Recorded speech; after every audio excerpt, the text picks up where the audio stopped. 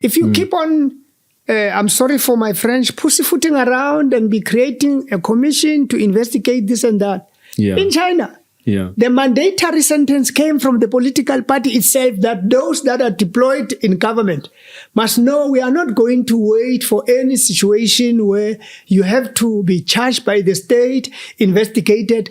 They actually fire you from the party based on their own code. The problem with the leadership of the ANC is that they started to focus on who would follow after me. But no one blocked them. We all push for them to occupy those positions, but when they are there, they want to have a key now to decide who comes after me. We're getting into government, there's money, there's resources, and this is something that we have never handled before. How do we deal with that? When you're entangled in a situation, my brother, that's why there's what is called subjectivity and objectivity. When you are eating and all fat is on your cheeks, you have no time to think about the party. You think about you and your stomach. Here we go again. Welcome. We're bringing back Mr. Lassy Chiwayo.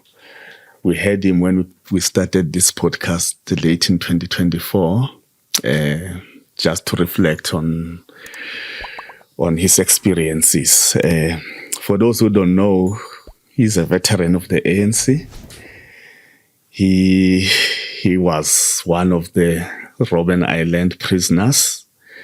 Well, you may question that, hey, those guys are really old now. Some of them have since passed on. Why is he looking young? It's because he was amongst the youngest, if not the youngest, Robben Island prisoner at that time. He was a teenager when he went to prison to fight for the freedom of this country. He has held many positions from parliament to being an MEC in Mpumalanga province, to being an ambassador in China, to being a mayor in Bombela municipality.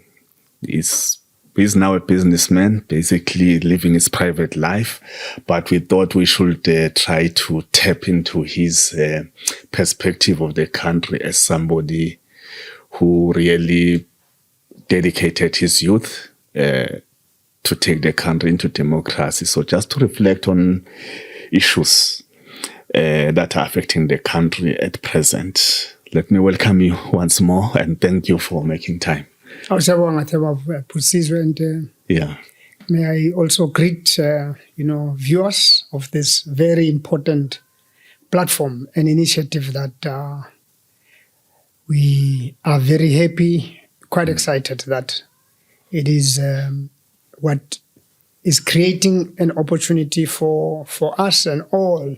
This is one of the most important interventions and initiatives. One of the worst challenges we have is access to information, and there's a lot of manipulation that happens, especially through mass media and directly owned media, both by private sector and the public sector. There's always management and control of a narrative, story that is spoken. But our podcast at least create a platform where it's really raw information expressed or communicated without regulations, no editing, no deletion. Well, we will move a little bit off script. Since you've mentioned that, I just want to know a little bit of your views. I know it's a platform that we all like. It's a platform that has given many of us chances to own media companies very cheaply. But there have been concerns, genuine concerns about the platforms, the way, people express themselves, the information. Probably it goes to the language that is being used and other things. They need to be feeling that there needs to be some regulations of sorts, which some of them I will do understand as a journalist that I'm speaking to you now. You raise a point about somebody else. I need to give that somebody a right of reply and those kinds of things.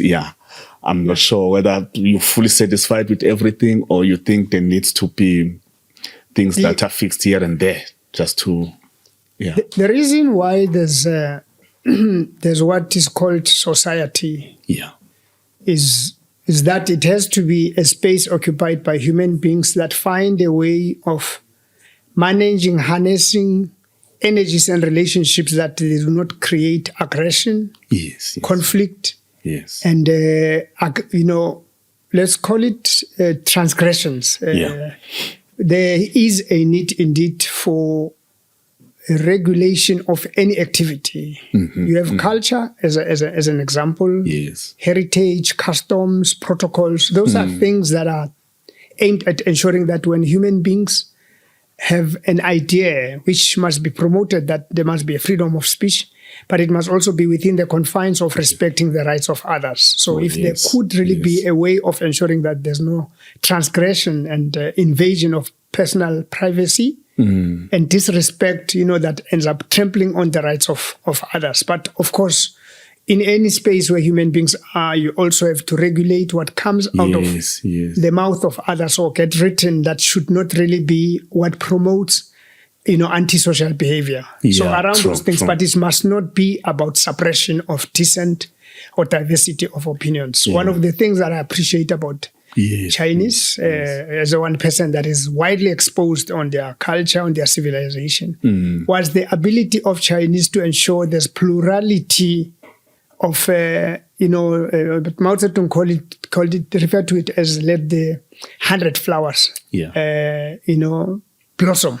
Meaning let's allow a situation where ideas are allowed to flow, because out of anything that you don't agree with, there's something new that you can learn. Yeah, for sure. And what has happened in the Chinese society, across dynasties, they promoted an idea of allowing people to express themselves. But what they promoted primarily was an idea of creative thinking that tries to help trace Chinese, their origin history, and that which makes them distinct, the symbols that they belong to, where such come from, to a point that they also try to drill as far deep as is possible to earlier human beings that have come up with ideas that have shaped their thinking, that impacted on their civilization, modernization, and the country that they are, that became, one of the most powerful nations that it is. So if you want a country to develop, you must promote an idea where citizens or people are allowed to have different views and actually differ as long as they do it within the confines of what is acceptable from a human behavior point of view. No, I take that. Thanks a lot. But it's something that is being discussed. Let's hope that we will find each other there. And man, the country, South Africa, your country, that you assisted to be where it is today, to be a democratic country. It may seem it's at a crossroads, if depending on how you look at it. I mean, you have the Madlanga Commission, the ad hoc committee. I mean, what really has come out of that, or a worrying fact that is coming out of the commission, is the way our police are fraternizing with people accused of being hardcore criminals. I mean, that should really worry all of us. It's still allegations, but you can tell that there's no smoke without fire here.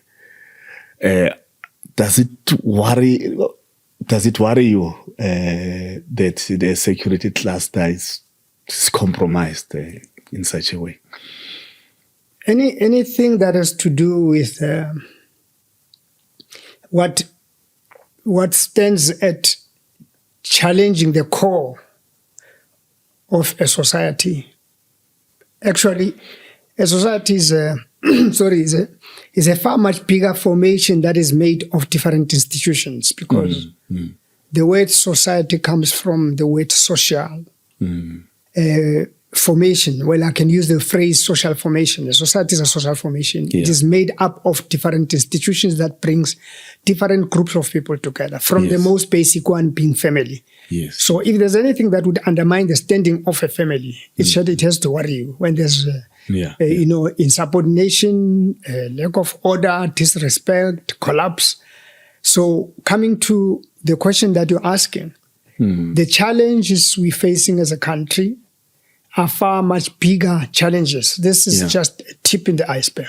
Is it? It's just an isolated incident that is a reflection of a bigger problem. Oh. And a bigger problem that I want to locate this into is the challenges of leadership. Yeah. When human beings identify processes through which they give authority and power to those that must lead them, that must manage them, there are leadership roles that come as a divine intervention, if you like. For instance, the formation of institutions that are based on hereditary relationship. You have a situation where a leader is born into an institution where they take over authority by virtue of birth. But there are two things that happen, if I may just make an example of that. At all times, those institutions were resilient, they were strong, they were also more about taking care of the interest of the people on their behalf. We talk about kingdoms. Yes. Because that's a trace of what I can call an authority that has emerged in the course of human society and civilization, where there was the realization that it is important that human beings should come under an authority in some way or the other. Miles Monroe, for instance, pointed something very important that said, everywhere there are animals, there would always be one that is entrusted with the responsibility of leadership. And he said, in nature's own ways, in the animal kingdom, especially of the wild animals, even domesticated ones, you'll never have any situation where animals are led by the dumbest. Meaning, even in that point, in that space where you have animals that don't have a conscience like us, because our conscience makes us realize what is important, that must enable us to distinguish between what is wrong and what is right. And then we come up with culture, with religious and other institutions to regulate human behavior so that there's an acceptance of how human beings must behave with one another, but especially those that are in authority. So a leader cannot be the worst that is drawn from the scrum of the society. A leader must actually be someone that is advanced, like in the wild, that has gone through experiences that have made them end the stripes. That, in the case of lion, that will have scars to show that you have fought battles that have enabled you to win, defeat, and actually overcome adversaries, but also overcome others for you to occupy that position. But if you have a situation where leadership in this instance that we have, because the degeneration of things in our society is a direct result of the degeneration, the pollution, and the toxic nature of the political space environment that became a very critical driver of our own national democratic struggle. Because our liberation struggle was essentially a political battle, but that was about freedom in all aspects of life. But obviously, you'd hear people always talk about leadership as embracing, issues of how do you govern, how do you ensure socio-economic development that changes the conditions of the people. But how do you also create a situation where a country becomes part of a region? In our case, it's SADC. In the case of China, it was East Asia. That was very critical. And OPEC, if I may just make an example. So these are very important things. But it is also leadership that must be exercised, not just in the context of regional economic power-related aspects, but also, most importantly, in a continent. A continent that must also strategically reposition itself to occupy space that it would be known. I mean, today you talk about Asia, if you spoke about Eastern Europe in the past, you were talking about a powerful economic entity that brought together leaders that, based on the interests that were common, they were driving a particular agenda. That's why in the past you spoke about a bipolar world and the West and the East, those conflicts. But Africa being also one of the most important power blocks.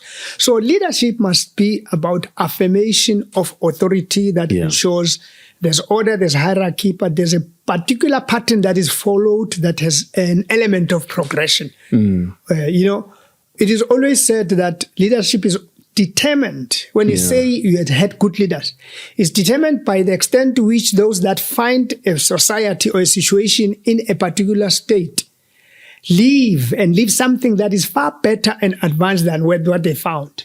But if you have a situation where people create retrogression, there therefore would be a total destruction of the building blocks that build society. And, there would therefore be, something that is what you can call, that entails sliding, backward. And backward slide can only take you to a dark hole. But let's come directly to this matter of the Madlanga Commission. Commissions have become a way of management of what I would refer to as the failure of leadership. When you are leaders, part of what is expected from leadership is what is called visionary, distinct, and decisive leadership. And I just want to draw a parallel with a little bit of exposure I have in China. In China, there's a category of crimes that fall under what is called the crime against the revolution. So anything that has to do with doing anything that is not expected for a citizen to do that undermines the authority of the state, that undermines the interest of the people, that sabotages what advances the interest of the people. It's already in that crime against the revolution. When you're arrested, you may as well start praying your ancestors and God that they pave your way for where you are going is destined. It's already death. It's mandatory. It's death sentence before you even go through a trial. Meaning the decisive nature and the harshness with which punishment is meted against those that undermine the authority of the state and undermine the people, because you lead on behalf of the people. If you keep on, I'm sorry for my French, pussyfooting around and be creating a commission to investigate this and that. In China, the mandatory sentence came from the political party itself, that those that are deployed in government must know we are not going to wait for any situation where you have to be charged by the state, investigated. They actually fire you from the party based on their own code of discipline. This thing that you have to, be soft around thugs and criminals. That take advantage of the fact that you are soft on dealing with serious transgression and ill discipline in a party. Political party discipline must start from the party. It must not before it extends to the police. The state is a different thing. When you come together, you're members of the family. You have values that bind you together. And you say to the little ones, you dare not swear to others. You dare not refuse to be sent by elders when you're in the street. You are a child of the community. Any one adult that you see, you must greet. You must allow them to send you. You must never ever take money from them. So all those things are values. You set the rules. These are values that are values of the family. You don't wait for a complaint to come from outside. The moment you hear as a parent that one of your own has transgressed, has said something that doesn't represent the family, or he has said something to your mom. Tina, when you grew up, we knew behind the door there was a shambok.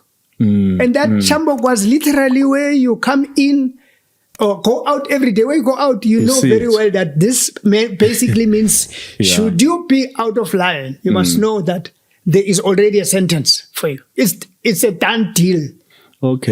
So statements that we hear often being made are that, this person is accused of something. The party says, no, we'll let the police do their work, or the NPA do its work. There must be some internal processes. Then you must know that it is a party that has allowed its values to be eroded completely. It doesn't even qualify to be called an organization. Because an organization, you start first with what you stand for. Vision, mission, and definitely it defines how you want to achieve what you intend to. But it also deals with values, deals with the code of conduct, deals with discipline. So internal organizational processes must precede any nonsensical statements about proven guilty or whatever.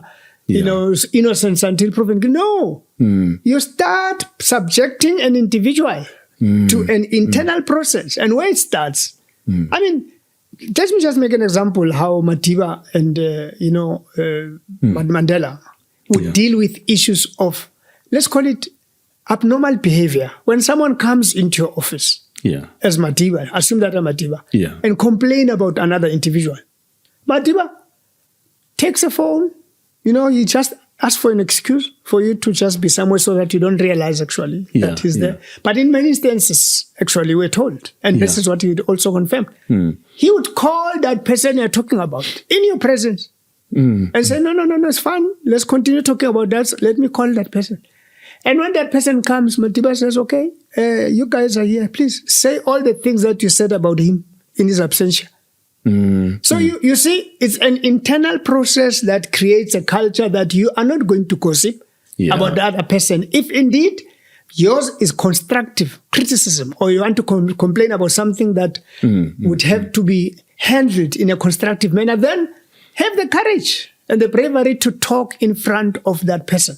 So it's one way as a leader of ensuring that you don't appreciate, you don't promote nonsensical behavior. The ANC, unfortunately, faced a very serious challenge at some point, that it had an internal problem that it could not manage. Obviously, it came broadly, and that for me becomes a very important context of locating all the problems, which basically I want to summarize that what you see as problems that seem to involve individuals.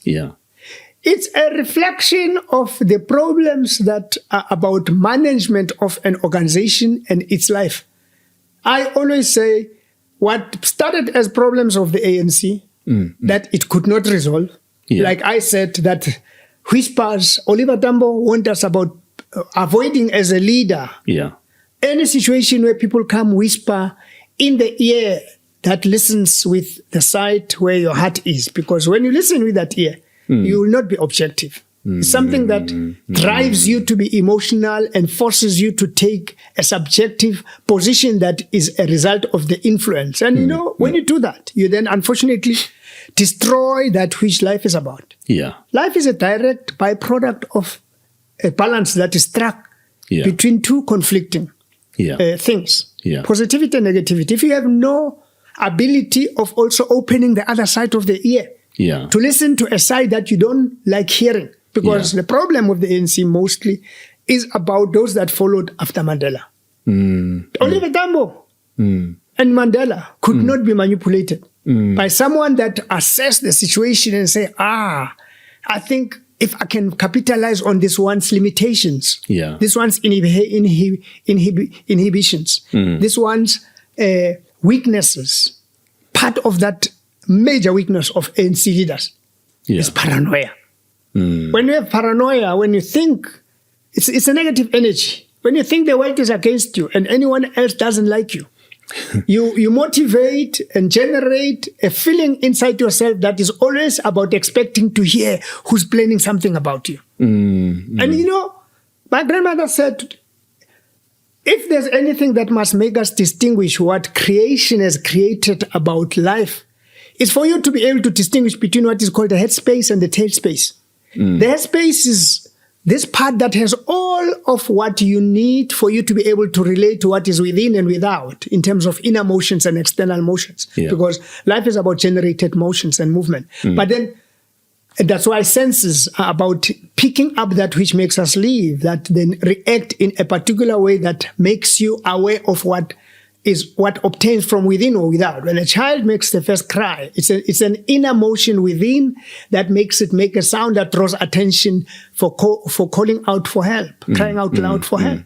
So it is what it is. So what you need as a human being to acknowledge, and that is also a sign of maturity, is the fact that the best thing that is needed in life, and that is what makes us different in the sense that we have a conscience. And conscience is to be able to distinguish between what is right, what is wrong, what is on the negative side, what is on the positive side, what comes from the north and the south. We learn about these things from age, from, your alphabetic order, your directions, north, south.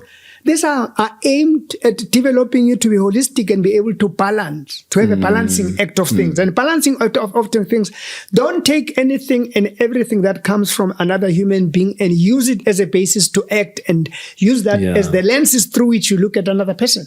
Because then you destroy the fiber that creates an organization, that creates what you call unity and cohesion. Okay. And that's what distinguished Mandela and O.R. Tambo, because they were able to, this thing is called transcend the limitations of entrapment under the skin and the skull. You're able to elevate, because what makes us live is something that is neutral. It makes us live. It's breath. If it didn't come as something that activates life inside us, because remember, where there's life, there's death. So there's something that brings the balance between life and death that makes you alive. It's neutralization of either of the forces, not for one to overwhelm the other extremely. But when you allow negativity to completely overwhelm your thinking, it messes up your judgment. That's why the word judgment is always linked with justice, which is about fairness and impartiality. You'll not be fair and impartial when you listen to the first person that comes to whisper. And that's what I want to bring to our attention, and that the whispers is exactly, especially negative whispering, is exactly what has destroyed the ANC. And I can take you to where this thing started, because it's whispers that were linked on the authority that was asserted and affirmed by O.R. Tambo, the popularity he raised there, because, one of the most humblest human beings that had all the opportunity to become the most popular human being more than even the country. In everything that he did when he was advised to go establish the ANC in exile, he always started from a premise that is about exposing the atrocities of apartheid and the brutality of that system that would not even tolerate decent differences of opinion, free speech, and all of those, and democratic practice and culture. That was one of those fundamental things that were beginning to be what worlds, especially after the French Revolution, the modern and civilized world powers were beginning to place the centrality of human rights. And in South Africa there was a violation of such that was linked with the apartheid colonialism or social order. So Tambo skillfully raised and elevated Mandela above everything else to a point that he became one of the most popular human beings, that even when he was freed, the whole world was glued. More than any, you can still go through images of Mandela's release. They still score popular viewing numbers in terms of the most important thing that happened in human history that attracted billions of people that took an interest in a single moment that happened in human history. But this person, Tambo, still subordinated himself to the Madiba he elevated, the struggle of our people he elevated. So it's humility. I'm trying to bring that. And Mandela, despite the authority he had, was among the most humble of human beings that would not use his authority to affirm a particular view, stamp his own DNA, and actually forget that when you have had an ANC that was established in 1912 and it had had precedents before, the precedents of occupation of that position must serve as something that inspires you to emulate all of those that have occupied that position, to be something closer to each one of them, or at least understand that authority called the presidency is not an individual. It's an institution formed over years that would make the best leader someone that would want to know what are the milestones that are associated with anyone that has led. And therefore, your behavior must be informed by what I can call the total summation of your understanding of what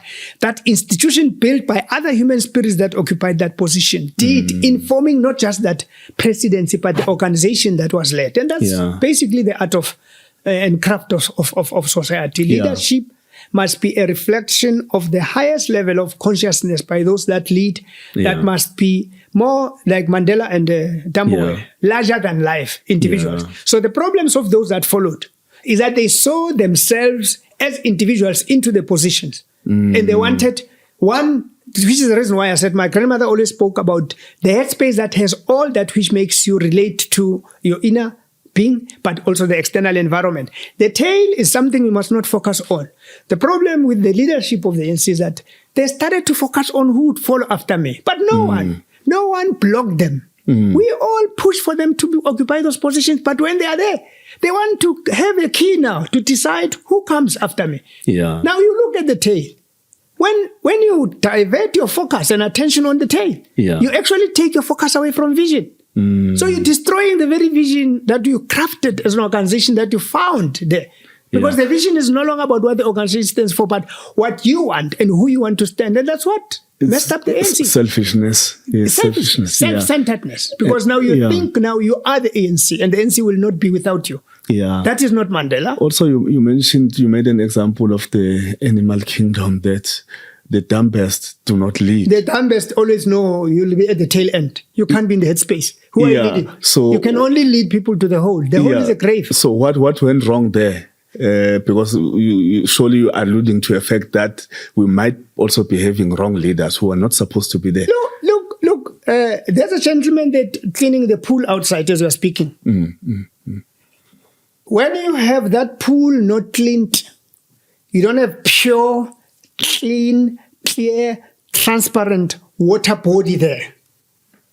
When you don't do that, contamination is created by fungal and bacterial infection of the water body. People that are not supposed to be leaders, that end up being leaders, are literally exactly like those opportunistic creatures that are created by the rot in that water body. And the problem with opportunistic creatures like those, they're parasitic in nature. And that's basically what we have. The destruction of the social order and the state is a parasitic creature that has actually found a host in the ANC. And what the parasite does is that it multiplies. It lays more eggs to a point that it paralyzes the body. So when the body is paralyzed, it gets an overwhelming presence of the parasites that now feed in it. So when parasites have taken over, there's nothing that will come out of that will go to the masses. It ends with the parasites, and that's how the South. And for the survival, you also mentioned the point of now people start to listening to gossip more. Oh no, of course. What? I'll make a typical example of what started the total destruction of the ANC, which started in Mpumalanga, by the way. The ANC that we have today is ANC that had problems that were allowed by leaders to happen in Mpumalanga. And I'll illustrate that. I've heard a lot of people say. I'll illustrate. I'm going to give that's you. That's where Mpumalanga is the center of the It became a theater of the battle for the control of the ANC.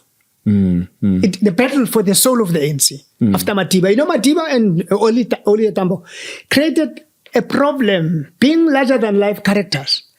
Unfortunately, for those that didn't understand the humility and respect that these two individuals have for others, for the movement, for the people, is that they could not prevent a possibility where their own minds get polluted with thinking that when you occupy that position, you now have to embrace cult politics. So Mandela and Thabo did not have a cult problem. But a cult problem developed when the movement was unable to deal with what I can call the transition from being a liberation movement that was bent, that had others exiled, others in prison, others that operated legally within the narrow confines of a repressive society. Others had to go underground. Others were in MK, others were in the intelligence, others were in foreign missions. Others were part of the mass democratic movement that evolved post the banning of the ANC in 1960. But of course, in the mid-70s, we saw the uprising, 1976 actually, the uprising of students that then also inspired an idea of a black consciousness movement that emerged as a replacement of the void that was created when the ANC was banned. So I'm just, historically capturing the evolution and dimensions. But then we had a critical mass, an opinion that was linked with what is called charterists, that were linked more with the Freedom Charter. Charterist comes from the Freedom Charter adopted on the 26th of June, I think, 1955. That was really more about a non-racial organization that was fighting for liberation of a creation of a non-racial society. So there are those that then did not have the same view as the ANC that we should actually, yes, be an African organization, but be in partnership with other racial groups. That is why part of what evolved then was the South African Indian Congress, which was established actually. Its movement can be traced even before the formation of the ANC to the country's movement. But then there was the Natal Indian Congress, the Transvaal Indian Congress, then you had the South African Congress of the People. And the South African Colored People's Organizations. Those were called Congress Alliance organizations that brought about the event that took place in Kliptown, 1955, that adopted the Freedom Charter. So PIC was then triggered by that, the energy of those that did not necessarily see things the same way as those that were about non-racialism. They were more of a narrow pan-Africanist point of view that says the struggle is about Africans, it must only be about Africans. And, there's a lot of other things that are said. So the Charterist consolidated, and one of the biggest organizations that emerged around that time was NUSA, led by Curtis Nkondo, of course, from the PCM. But it created a foundation for the rebuilding of the Charterist movement. And COSAS was then established in 1989 when Ubabu Joe Kabi and others were released. Ntate Ntshabeleng, Peter Ntshabeleng, and others were released, and they became part of those that from Roy Island re-established student organizations that formed COSAS and spread across the country. The UDF got formed in 1984 as part of the social movement, civic, labor, and all. So these were internal organizations which established their own culture. By the way, these are organizations that created what I would have wished to be the embryo of the type of society that South Africa was going to be, but that was also going to ensure that within the ANC, non-racialism becomes, rooted. And indeed, you have had a mushrooming of a lot of organizations that were part of UDF, and it was non-racial, bringing churches, traditional leaders, civic organizations. So you had the challenge of managing that transition of how do you then bring all of this into a single blend that would then manage and harness the contradictions, because the movement is always referred to as a broad church. The mistake we made as the Youth League in trying to manage that was to not strike a balance between, one, the ideal structured, entrenched culture of democratic practice that was allowing us to allow democracy to thrive even within the limitations of an environment that was imposed by, let's call it repression. So democracy thrived. We had organizations sitting, people elected in COSAS, in SASCO, in YCS, in civic organizations. We had popular mass meetings of the community where we would sell ideas, protest and make them be part of boycotts, stairways. So this was democracy at play. But the outlawing of the ANC created a different culture in exile. And I think one of the worst problems and challenges that we couldn't manage, because struggle is a journey. You go through trial and error exercises. We must be able to admit where we erred. And we erred because around that time, one of the things that we wanted to avoid was a possibility of contestations that could have happened that would have created hostilities like we had at Polokwane. And the Youth League was committed and determined to ensure that there is no contestation for any position. So it is called the management, of tensions. And part of what we did was to interact with O.R. Tambo. He came late after the release of Sisulu in 1989 and other Rivonia trialists. And Matiba released on the 2nd of February 1990. O.R. Tambo came at a later stage. I was released in 1990 as well, and was actually told when I landed, because Comrade Pet Mashiane, Paxman Katlane, and Pet Mashiane, that I was told when I was in prison that, by the way, there is a message you'll get from comrades. We already got an instruction that there's somewhere where you need to go. And they're the ones that said, the leadership has determined that you must go to Nelspruit. Much as they knew that I was pursuing my studies, don't commit to go anywhere. but we would want to you to go to Nelspruit as part of the establishment of the ANC. So leadership was managed. I'm trying to illustrate. Yeah. And around that time, I didn't even know that they've already taken a decision that you must go work with Sisintombi, Shope, with John Kuna, Kashabangu, and others. They also mentioned Methi Posa. Yeah. But that the entry point into that leadership will be through the Youth League. Yeah. The establishment of the Youth League. And actually, then I heard when I was there, after some meetings, I'm not sure whether we already at Shell House as a headquarters, where I was told, by the way, the leadership has decided that you're going to be the secretary, the first secretary of the ANC. I said, is that how it works? I said, no, this is management. So it's management of leadership. So we did the same, interacted with O.R. Tambo, with Mandela, with Terrell Kota and other leaders that we could, Popo Molefe and others, where we sold the idea of ensuring that there's no contestation, because it was part of what we were concerned about, to manage transition. That when we come from all the different strands, we don't come with one wanting to dominate above the other. It comes back again to that idea of striking a balance. Okay. And we really tried, because in the first determination of leadership, it was the Youth League first. We are the first that had a conference. And it was almost collapsed. We defended. Some people almost brought that negativity at a mass meeting where you had people that came from special, defense units. From the defense unit, the SDUs. And that came from flashpoints, the KZN, Gauteng, and other parts, Langa, where there's been serious repression. The VAL in 1984 and even before, where there's deep anger.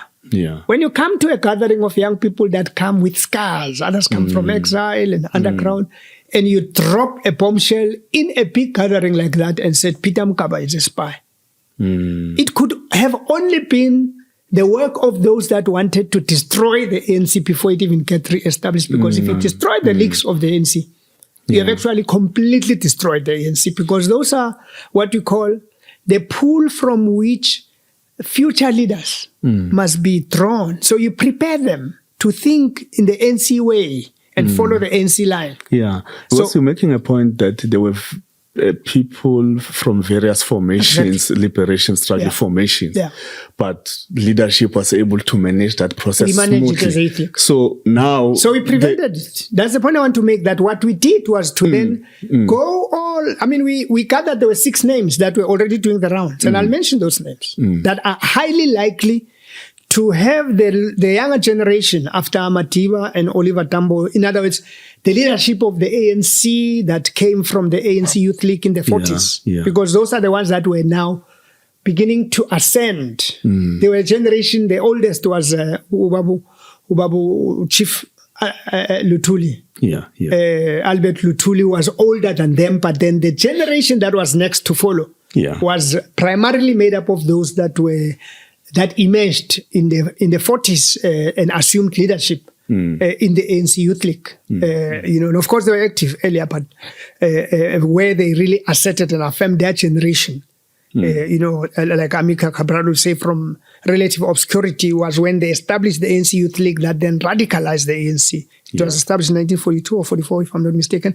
But then in the 60s, they were already assuming leadership, deputy president and secretary general. That is why President Oliver Tambo became the acting president general when Lutuli was involved in what was called the accident, when the ANC was spent. But the ANC was spent when Lutuli was in charge.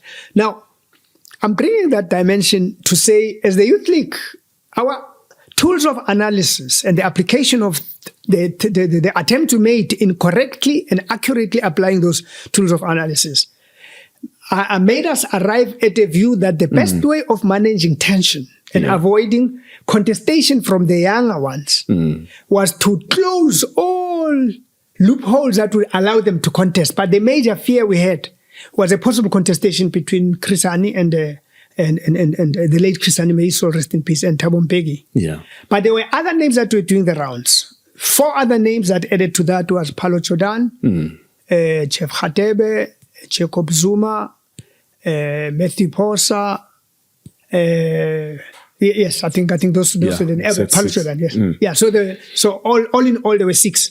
But then in one of the interactions that we had with OR, it was one of the rare interactions that we had, where we really were expressing our views and hope, and basically saying, and it was a 3-member team that was put together. And people must know, others might actually not be aware the extent to which some of us were involved, that at some point that we got invited, that was during Peter Mukaba's leadership. I think Lindol Shope was also a leader at some point of the Youth League as a deputy president. There was a determination that there needs to be some involvement, but it shouldn't be an open engagement that is decided at a party level. But a select few, 3 individuals must be advised. And I think I was probably chosen based on the fact that I came from Robben Island. And there was this thinking that the old timers would be far more warm to someone that has served time on Robben Island, because a predominating number of those that were in leadership under Sisulu, that leadership, the internal core, was made up of ex-political prisoners. So there is a little bit of affinity and warmth in the hearts and of elders when one of those is the regard. They would always say when we met, you are one of our own, you are our child.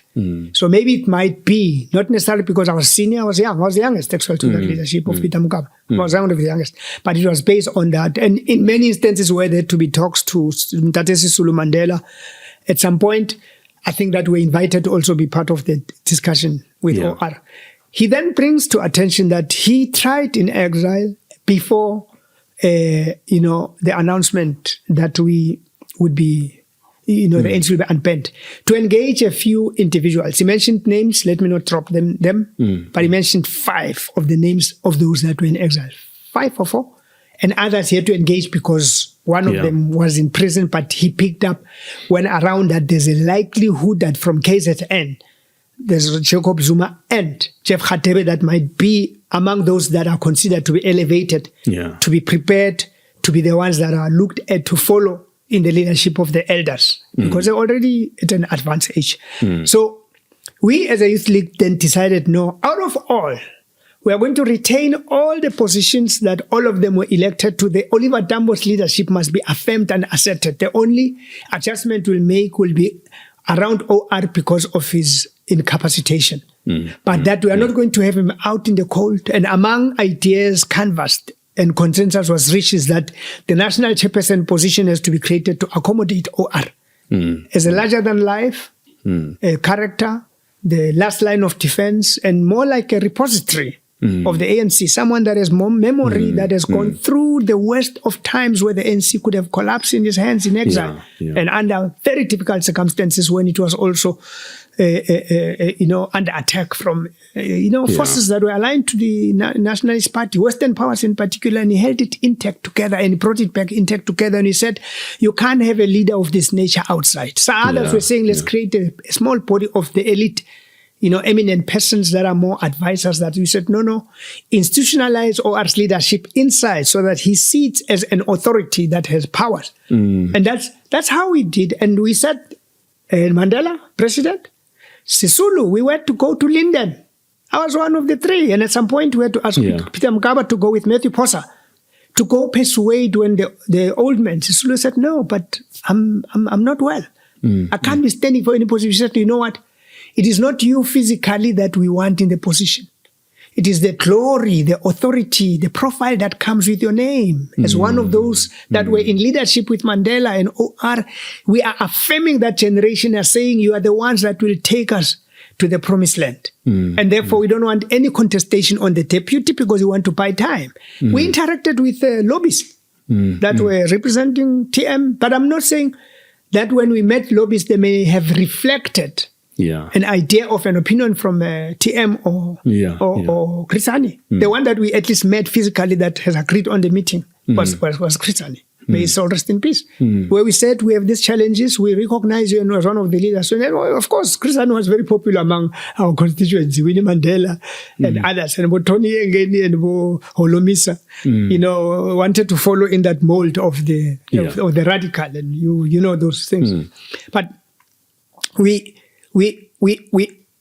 we were able to meet up with them, and we picked up that indeed there seems to be some problems and tensions that we didn't want to get into because they were exile-related things, and you don't want to get into that. It's exactly that which wanted to manage that. If there are tensions that would have avoided a Polokwane of 1990, we did that. We avoided because we knew, and out of our interaction with the leadership of the ANC, including OR, where all of them, with no exception, appreciated. Yeah. All of them said, we appreciate that there are those that are thinking more in a far-sighted way, that think about the future. And they said, this is unusual. It's normally old people that think about the future. Because they no longer have interest. But in your case, we respect you that you are not even saying you are bringing Lindol Shope, Mofolo Shope. We are not bringing Peter Mokaba into contesting. We said, we respect you that you are not even sentimentally attached to the issue of leadership, to a point that you are not even talking about Winnie Mandela. We know she's very popular to you guys, but you're not in any way bringing her, despite the fact that gender parity is one of the central issues you wanted, but you are actually bringing the leadership OR-led. As is the only change we motivated forward, that we must get someone from KZN. Because if you look at all of it, potentially, others were even saying, guys, no, but you are getting leaders that are Xhosa speaking, all of them. And we said, no, that's not ANC politics. When a leader is elevated from any part of the country, that becomes part of the national collective. You don't look at their geographic area of origin. They are national collective, even if they can all come from the same branch.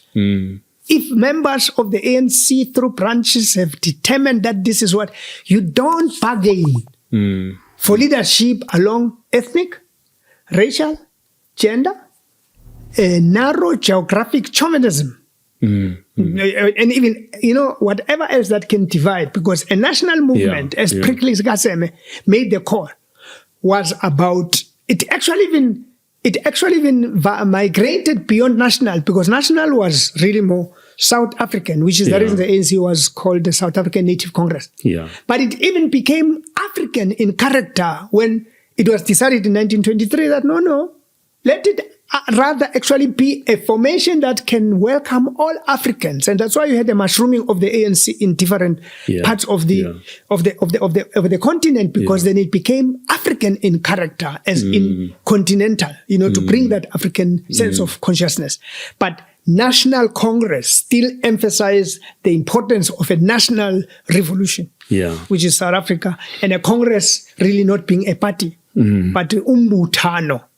Which is really an expression of the will of the people that is institutionalized, where those that are in leadership are actually a reflection of a movement of the people, and not individuals that are outside the people, that they use the people. No. This become an expression of the will of the people and the interest of the people. So coming to that contestation, we manage as the Youth League, but then it comes to attention from the lobbyists. That there are those that are saying, but who on earth do we think we are? Because remember, in prison, all of us, when we looked at the extent to which Madiba was close to Tokyo, that he even invited when he was in Portsmouth, and actually eventually in Victor Fester, on anything that he wanted to discuss with us. It was Tokyo. So naturally, it wires in our thinking, in a software that observed to say, so there's a blue-eyed boy. So there would be an anticipation that if there's any possibility of anyone chosen and preferred, Tokyo will naturally be the one chosen from the prisoners. But natural, and it's natural, because it's a limited community that is confined in a space where it would not, in their mind and in their software, be clear to them that, but there are other leaders that are being produced by the struggle outside the prison walls. So even in exile, it would be natural that when there are those that are preferred and they end up being in London and, that community, they would be the one that will be in close proximity to the president, and therefore will be viewed more as distinctly different because they are close to authority, and therefore their weight will carry more gravitas. I'm sure even when they interact. It's natural. It's a natural human behavior. So there might have as well have been an expectation that Thabo Mbeki will be a natural heir. And he qualifies in every respect. And indeed, he's one of the best products that came under O.R. Tambo's hands. And therefore, there wouldn't be anything criminal. And that's why the Youth League, when it was the right time, raised the name of Thabo Mbeki. Actually, let me share something very sensitive. At some point that Madiba started looking at who would be leaders, including the deputy president, we were part of those that he engaged, not a whole group, but a select few where we are told the party was met. I think it was 10 aside for the party, 10 aside from COSATU, maybe other engagements with SANCO and others, just to say, I'm going to put together a leader. I have in mind an idea of bringing in Cyril Ramaphosa as a deputy president. Madima was open about it. And we are among those that shared our views and perspective that we think in terms of succession, management, because there are two challenges the ANC had a difficulty of managing. It was managing transition that I've painted, that is about operating as a legal organization now that must start, a snake. When it is winter, it hibernates. When it comes back, it renews itself by shedding off the old skin and for the new skin to manifest. And I think that's what the ANC was supposed to do. The ones from exile, because remember, exile is basically when people are exiled. It's made up of what is called nomads. Nomadic people are not attached to the ground. And therefore, it is highly likely that they may not be culturally entrenched. They may not be entrenched in the heritage, in the culture and the ways of interaction that ends up molding a particular behavior that is a reflection of people that are in the same space, that end up having what you can call culture and heritage that shapes their being, their thinking, how they interact and how they do things in a particular way that is a pattern that is entrenched. They are susceptible to influences that come from the different parts. Those that were in exile in Angola will think like Angolans. In Zambia, in Tanzania, in foreign missions, in the course of human interaction, you cannot avoid a situation where there's the intermingling influence your thinking.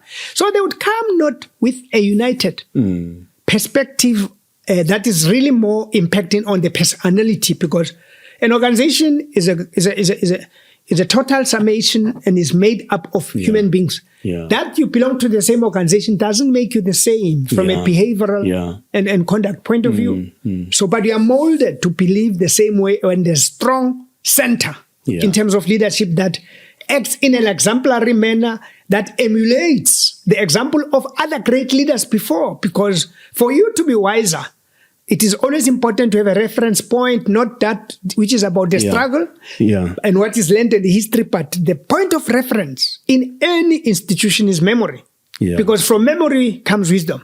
But wisdom is also a trigger that inspires you to drill deep into memory, because memory molds you. It ensures continuity, consistency, certainty, predictability. And it doesn't bring surprises. But what then happened is that we made a big mistake of not, in the course of thinking about managing those tensions, we did not think of an internal leader. Probably the idea of adding the number of top 6 to top 7 should have started around that time, so that you create maybe another deputy position to accommodate the possibility of bringing an internal leader that will then be a total reflection of all the internal organizations, because we basically paralyzed the internal structures and marginalized them, because none of the internal structures came in, because we just wanted to manage more the battle that could have arisen between Hani and didn't think about accommodating. And we were not seen as the most popular people from the generation Abu Terra, because in some instances, by the way, because we were together, Abu Terra, Abu Popo and others, Abu Vavi, before we went to prison, we were able to even say to the lobbyists, tell your leaders that should they stand when we have this lineup, because it was Mandela, Sisulu deputy, and Oliver Tambo national chairperson, Alfred Nzo, secretary general. So it was retaining O.R. Tambo's leadership, but then accommodate the two prisoners. The two prisoners that came from Robben Island, which was Sisulu, by virtue of the fact that he was leading the internal core that was put together by the ANC after the release of the trial list. And of course, he was among those emissaries, the light, the ones, the torchbearers of the Youth League of the 40s, and they were in the leadership of the ANC when it was spent. But O.R. Tambo, as we had already explained, had to come in, Zo come in by virtue of the fact that he was Secretary General.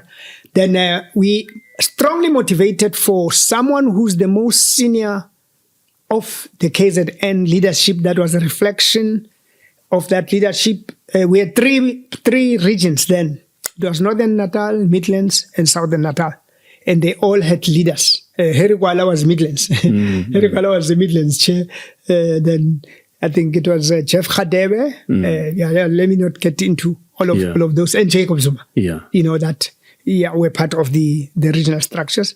But then we said, out of all, the chosen one from our analysis of the fact that it was brought to our attention, he played a very important role, and he was among those inner circle trusted people that the O.R. Tambo leadership confided in. And we thought also, not just the intelligence dimension, but I would say, if you look historically at the two areas that had the fiercest of battles that account for most of the battles that engaged the colonialists, the invader, the British and the Boer.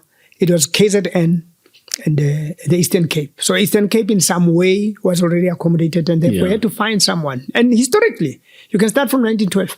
There is no year throughout the ANC's life from 1912 to 1960 that it had no senior leader within it that came from the Eastern Cape or KZN. So, these are historic realities that you must take care of when you harness and, try to craft dealing with complexities like those. So just closing there. Then we heard that from some lobbyists that those that were aligned to TM will say, how on earth do we think Zuma can actually be favored with being part of the top six when TM is senior, which was, it made a lot of sense from where they came. But others also said, but who are we to think that Zuma should come as a deputy and not the Secretary General? That's why the lobbies of JZ pushed him to contest. When he contested, there were three contests. It was Jacob Zuma, Cyril Ramaphosa, and Alfred Nzo. The votes, the bulk of the votes got split between Jacob Zuma and Nzo from those that could have seen things the same way. And Cyril Ramaphosa emerged as a Secretary General. Because from all that you've been saying, you telling us that when it came to leadership, there was thorough analysis of the situation, the dynamics. What does it need? What are the strategic tasks? And then also the type of the leader now. You were also analyzing the individuals as to how they can work together. We bring this one because of reason 1, 2, and 3. Then they can get into the leadership. A thorough process. And a democratic process as well, because there was a lot of lobbying. But now my question will be, why now it's not the same? Come to that. But you may finish your point. So the role of intelligence, and the problem with people is that they think when you talk intelligence, you're talking about a structure that is put together of spooks. No. Intelligence is an evolutionary process in the due course of human development that is particularly about the capacity that is enhanced between the human being, their thinking, and the understanding of the broader environment and the interaction that they have with other human beings in a manner that will enable them to make wise decisions. So there is a connection that is unbreakable between intelligence and wisdom.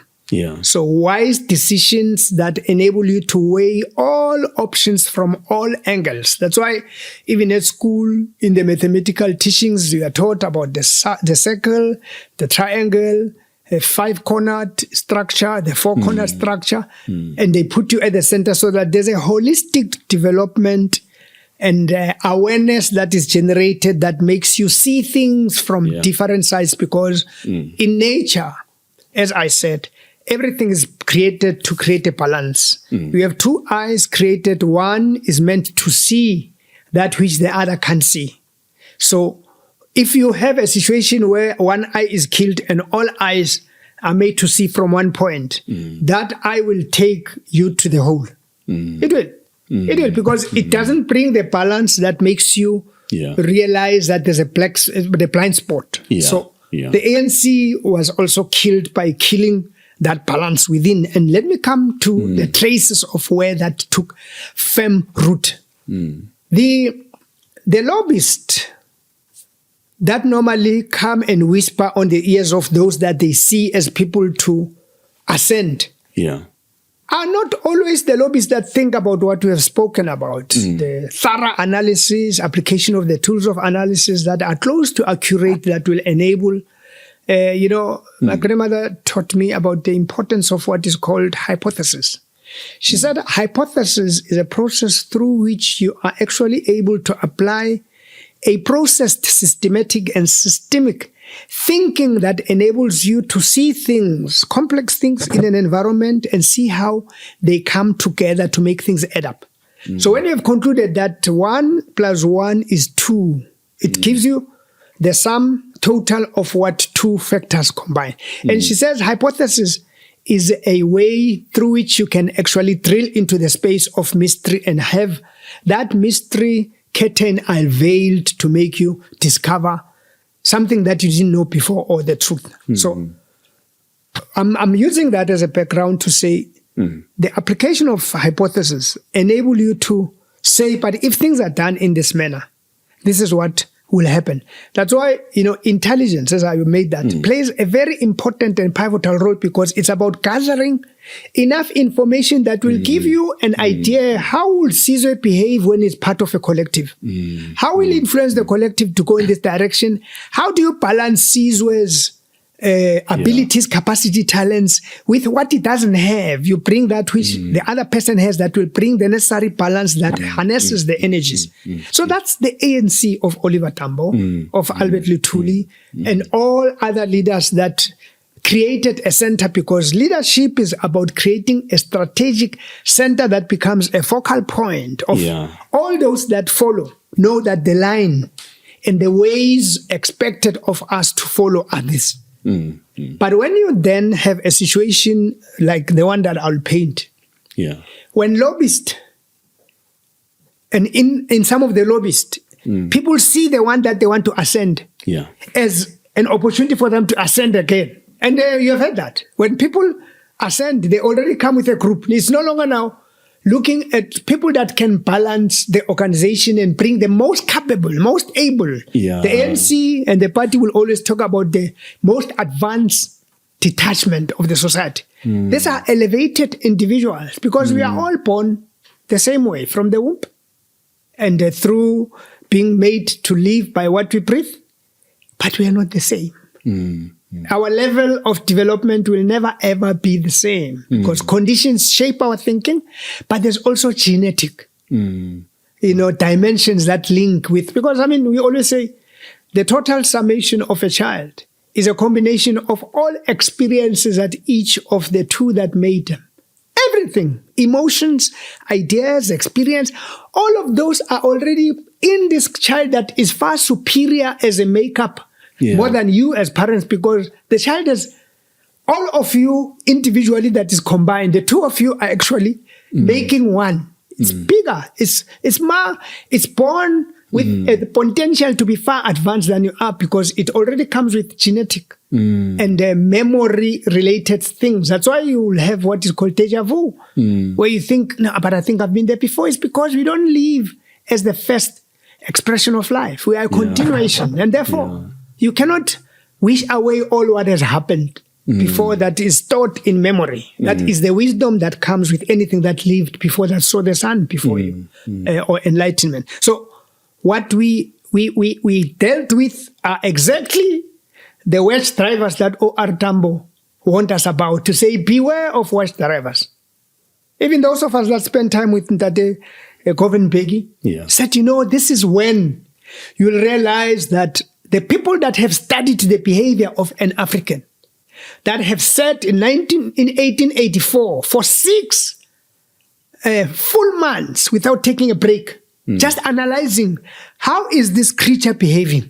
What is its psychology, its psyche? What forms its thinking? What makes these people so united?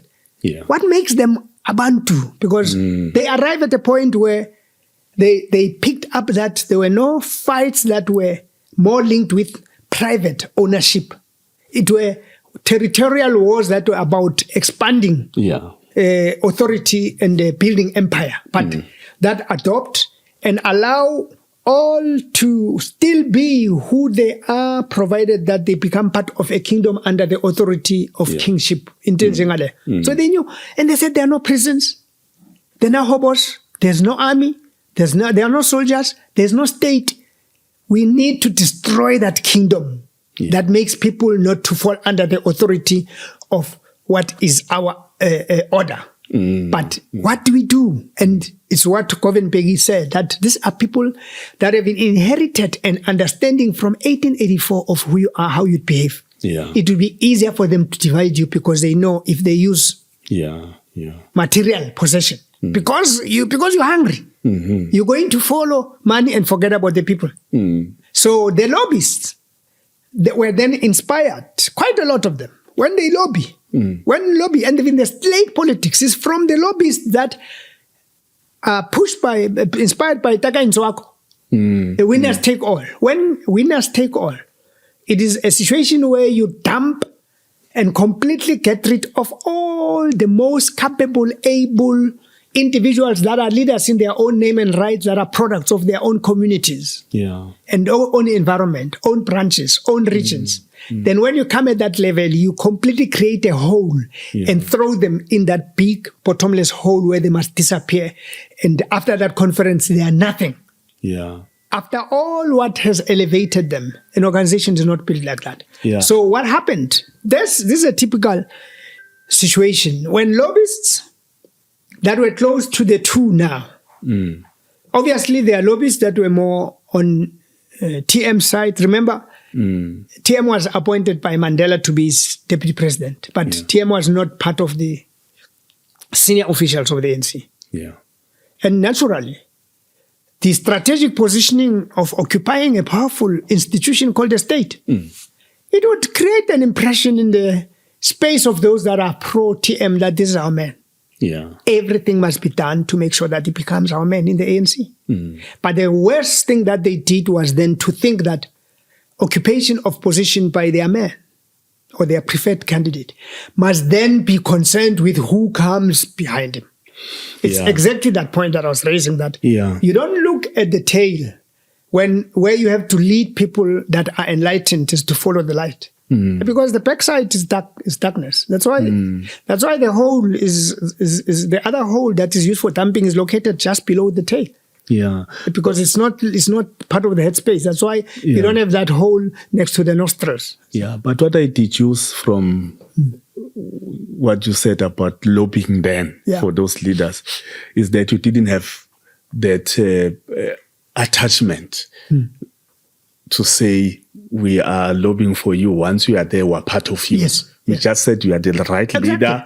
Go there and do your thing, and then you just... We put them there, we walked away. None of us knocked on anyone's Nicodemus and say, we appointed you. But the ones that are lobbying for you are looking for favor. That's why when I was approached to be the candidate for the ANC in Mpumalanga, I told all of them, I said, guys, go lobby among yourselves. It's a decision of the branches. And please, I said even to those, the inner circles, BJ Nobunga, Babu Matuna, and others, Kanandas. I said, please don't bring me anyone of Matol. Don't bring anyone, Abu Mos, the late Mos Mabus. Don't bring anyone to come lobby and people who are expecting jobs and tenders. And I said, please, I don't want that nonsense. Don't you ever think that I am not. And that's why at some point, Norman Mkwena and my good brother is a good brother of mine. We're from the same area, Charles Makula. That's why they said, no, Lassy, you see, the problem we have with you is that even our constituents were asking us, good now, but when you engage Lassy, what is there for you? If he can't promise you anything, why talk to him? So follow the one that tells you that I'm going with you, you are going to be this. I said, no, but I don't do that. I don't do that. Whatever would be determined by what will happen will be determined by the circumstances. If we all win, we'll subject this to a consensus process. The same way as we discussed and we were saying who would bring the necessary balance. I mean, Kenneth Mashiko was meant to be my deputy in that lineup. It was based exactly on those balancing acts. And what people don't know is that we had actually, in principle, agreed that would be potentially the premier candidate. We would have been among the first that would have volunteered to have someone that we're going to lobby nationally to be the premier candidate, because they were saying, no, but you have to be. He said, no, I'm here to sort out Mbombela. Mbombela would still be there when the next elections take place. That shall have elected a chairperson. So I was very clear. So it was not standing that is linked with the automatic assumption that you are going to be a premier. And that's exactly what destroyed the ANC. Elections of people into positions where all of them are pushed by an idea of ending poverty, of having the shortest cut possible to power and authority that will expose you to opportunities of upward mobility, but also for you to be able to distribute tenders, employment of relatives, and all those things that favor the little, because that's exactly what destroyed the political party. When all come in as volunteers and all are equal, but when others win, then there are some that are more equal than others, and there's a total disregard of that which brought unity and cohesion. Let me come to the Mpumalanga situation. It is assessed at some point when a wedge driver, may his soul rest in peace, because he was indeed a wedge driver, in a sense that he was one among the most closest. I'll draw a parallel between the late James Nkambule and the Julius Malema, and how they both were made by the same conditions. When you are a parent, you are in authority, you have your kids, you don't run the risk of eroding your authority as a leader by exposing the kids to something that is compromising about you, that must always make them hold you as a leader with integrity. That is a leader that is fair, that is also above the problems and tensions of the kids in the house. You must be seen as a fair father that, manages tensions very carefully. But when you take one of your kids, involve them in things that they are exposed to that makes them that they are at the same authority as you are, you basically make them think that they're now at your level, and you're not going to discipline them. Because when you discipline them, they already assume, but I'm your equal. I'm at your level. If you discipline me, I'll show you your backside. I'll show you a backside. It's exactly what happened with James Nkambule and Julius Malema. Let me trace what happened. I'm a member of parliament. The late Steve Mabwisa is the chairperson of Mpumalanga as I left to go to the National Executive Committee in 1992, I think, or 93, and went to Shell House. And in my interaction and consideration of all the branches that I was meeting with and all the members, Matala was an organizer, Matala Masugu, and I approached him and I said, Talas, now that I'm leaving, and I'm not necessarily saying that I must dictate who remains, but you started with us. You have memory. There's Sunny Boy Mapanga, who was my deputy, Paul Nisi, who was the first acting secretary of the interim body that I joined, that and Mapanga was the deputy that re-established the ANC structures in the Youth League. Then I said, Dallas, you would be the best person, better placed if the Youth League can raise money to get you as an organizer, to build a strong organization. But I have an idea. I lobbied that with him. I have an idea that there's a young fellow that is in Barberton. I don't know much about him. I was making an example of the intelligence. By the way, intelligence is vetting. Organizations like ours and other organizations, because when even during the earlier human beings that lived in the cave, there would be someone that is an intelligence gatherer that goes and pick up energy and come and advise. So it can't be an organization without intelligence. So part of that is obviously also vetting. I was talking to someone who was close to Obama in America, who took us through, myself and my daughter. It is actually my daughter who was doing an interview. The rigorous process of vetting this Asian American lady that was recruited to be part of the team, including going through her finances. She had to send anything and everything about her employment history, finances. They even went to the bank and said and analyzed and determined how she should behave with power, how she should behave with money, and all of those. These are things we do. Perhaps that's a weakness we had. I didn't have the benefit of hindsight to determine how James handled power when it's in his hands. But he really brought... He was one of the most dynamic, brilliant young fellows that even if you do not escape being drawn to that young man and said, I'm planting a seed, this is a future leader. That's how I recruited James, to actually come and be full-time and leave everything. I did the same thing that the ANC did with me. Said, leave everything, come, this is an organization for you to work for. We'll tell you the next. And I said, black. And he was there. So that's how he became a leader that left Barberton as a branch leader to come now to the region, which was Eastern Transvaal. And in that process, come 1994, Stephen Mbusa gets to be appointed an MEC for youth or something, which was outside of the determined 10 number in Mbazima. I can't remember the name of Mbazima. There were 12 more instead of 10, and the national government did not approve that. But then James and Comrade Matthew Posa got to be very close, to a point that I think in the determination, erroneously, of Comrade Matthew Posa, he thought, man, let me find a way of getting some extra cash in James's pocket, and appointed him to be in the park spot and worked with Alan Gray. When I heard that, I was still in Cape Town. I came down, I said, you're making a big mistake. And I said, why? I said, we're going to destroy this young man. You shouldn't expose him to such.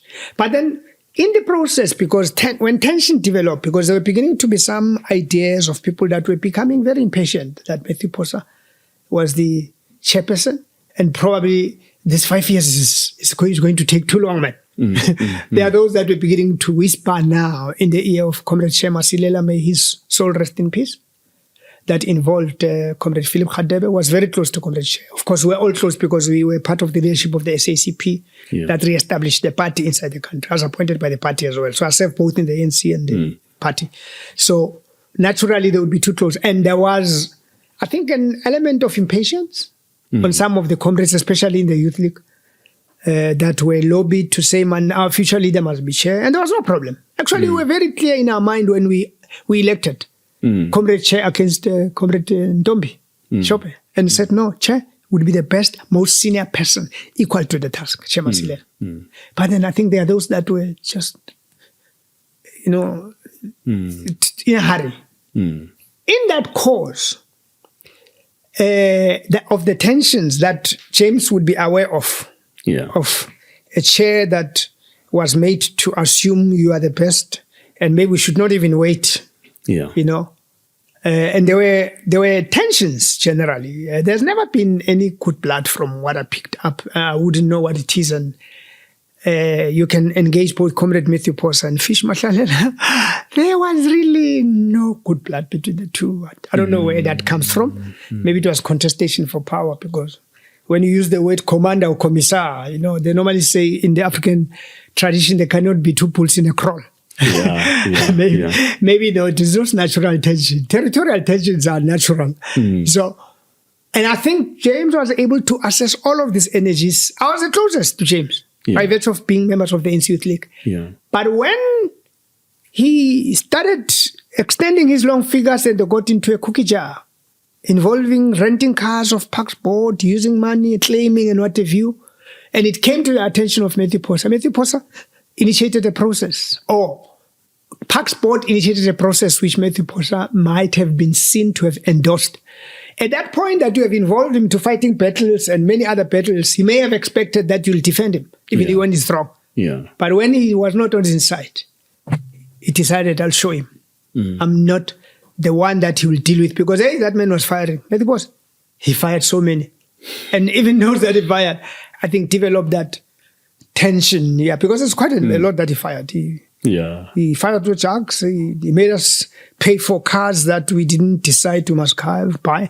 There's a lot of things that made, and of course, one of the things that made him very unpopular was firing Steve Mabona for the license that was linked to one of our leaders that came from Gauteng, and she was offered by Steve Mabona not to stand on a queue, something like that. And driver's license. Yes, driver's. So when it came, I respect the leader's name, and I wouldn't mention the name.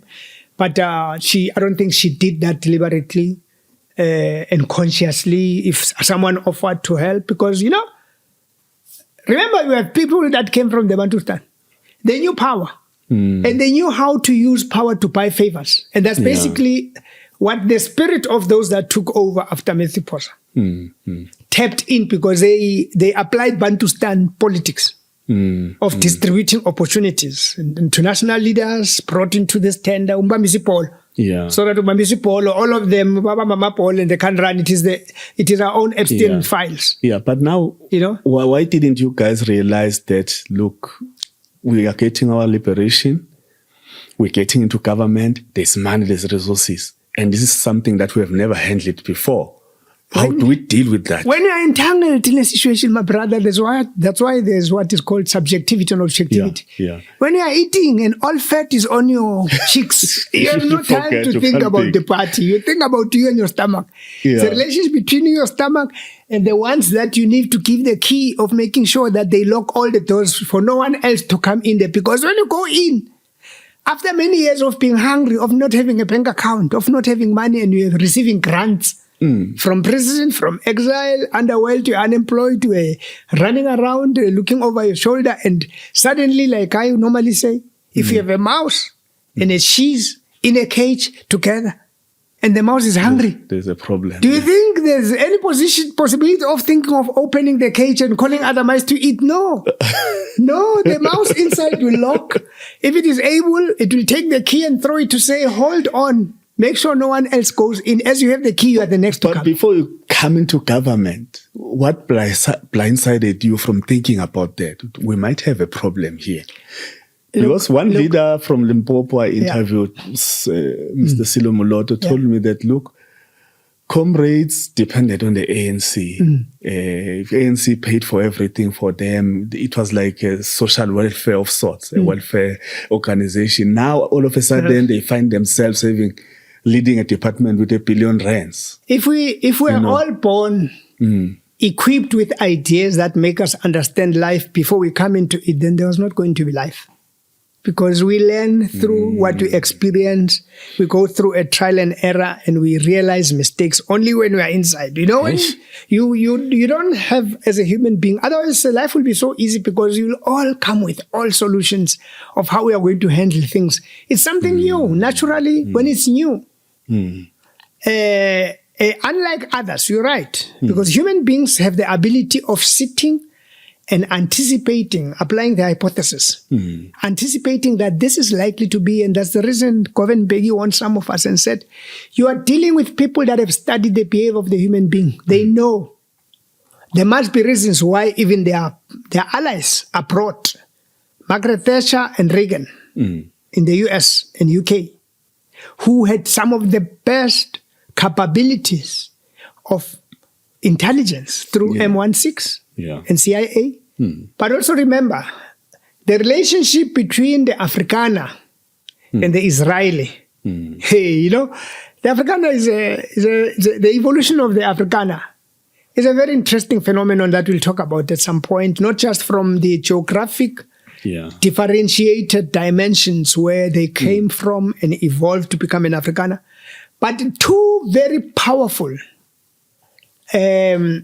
avenues of the formulation of the Afrikaner dom and their philosophical inclinations were two things linked to purity, linked with Hitler's Nazism on one hand, and purity linked with those that United Nations created a special home based on their thinking too that they're the chosen ones. That as human beings, they are the chosen ones. Hitler's policy was about the chosen ones.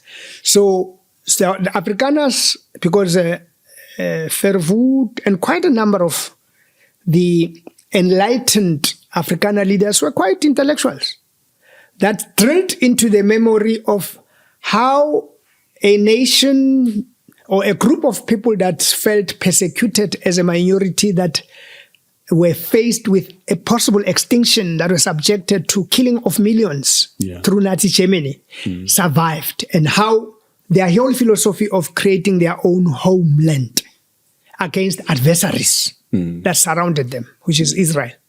How does it survive? So that created a justification for them to link with that. That's why there was a tight relationship between Israelis and the Afrikaners under Nationalist Party, more around the idea of perfecting how the chosen ones can protect themselves against adversity or adversarial hostile forces all around them. And South Africa itself being potentially around people that were not necessarily embracing apartheid, and therefore it shows the frontline states and the entirety of Africa is not aligned. How do you become a superpower against adversaries? That's why even when Germany was on the run, Afrikaners were more closer to Germany and the German authorities that were in Southwest Africa, which is Namibia. And automatically, because of SMART's elevation to be part of the Allied forces, I think it was Resolution 252 or whatever, I can't remember, that United Nations gave the authority of managing Namibian Southwestern affairs. So it strengthened that link. And they never, the Afrikaners that were not necessarily agreeing with SMART then were never agreed to the idea of Germany being targeted.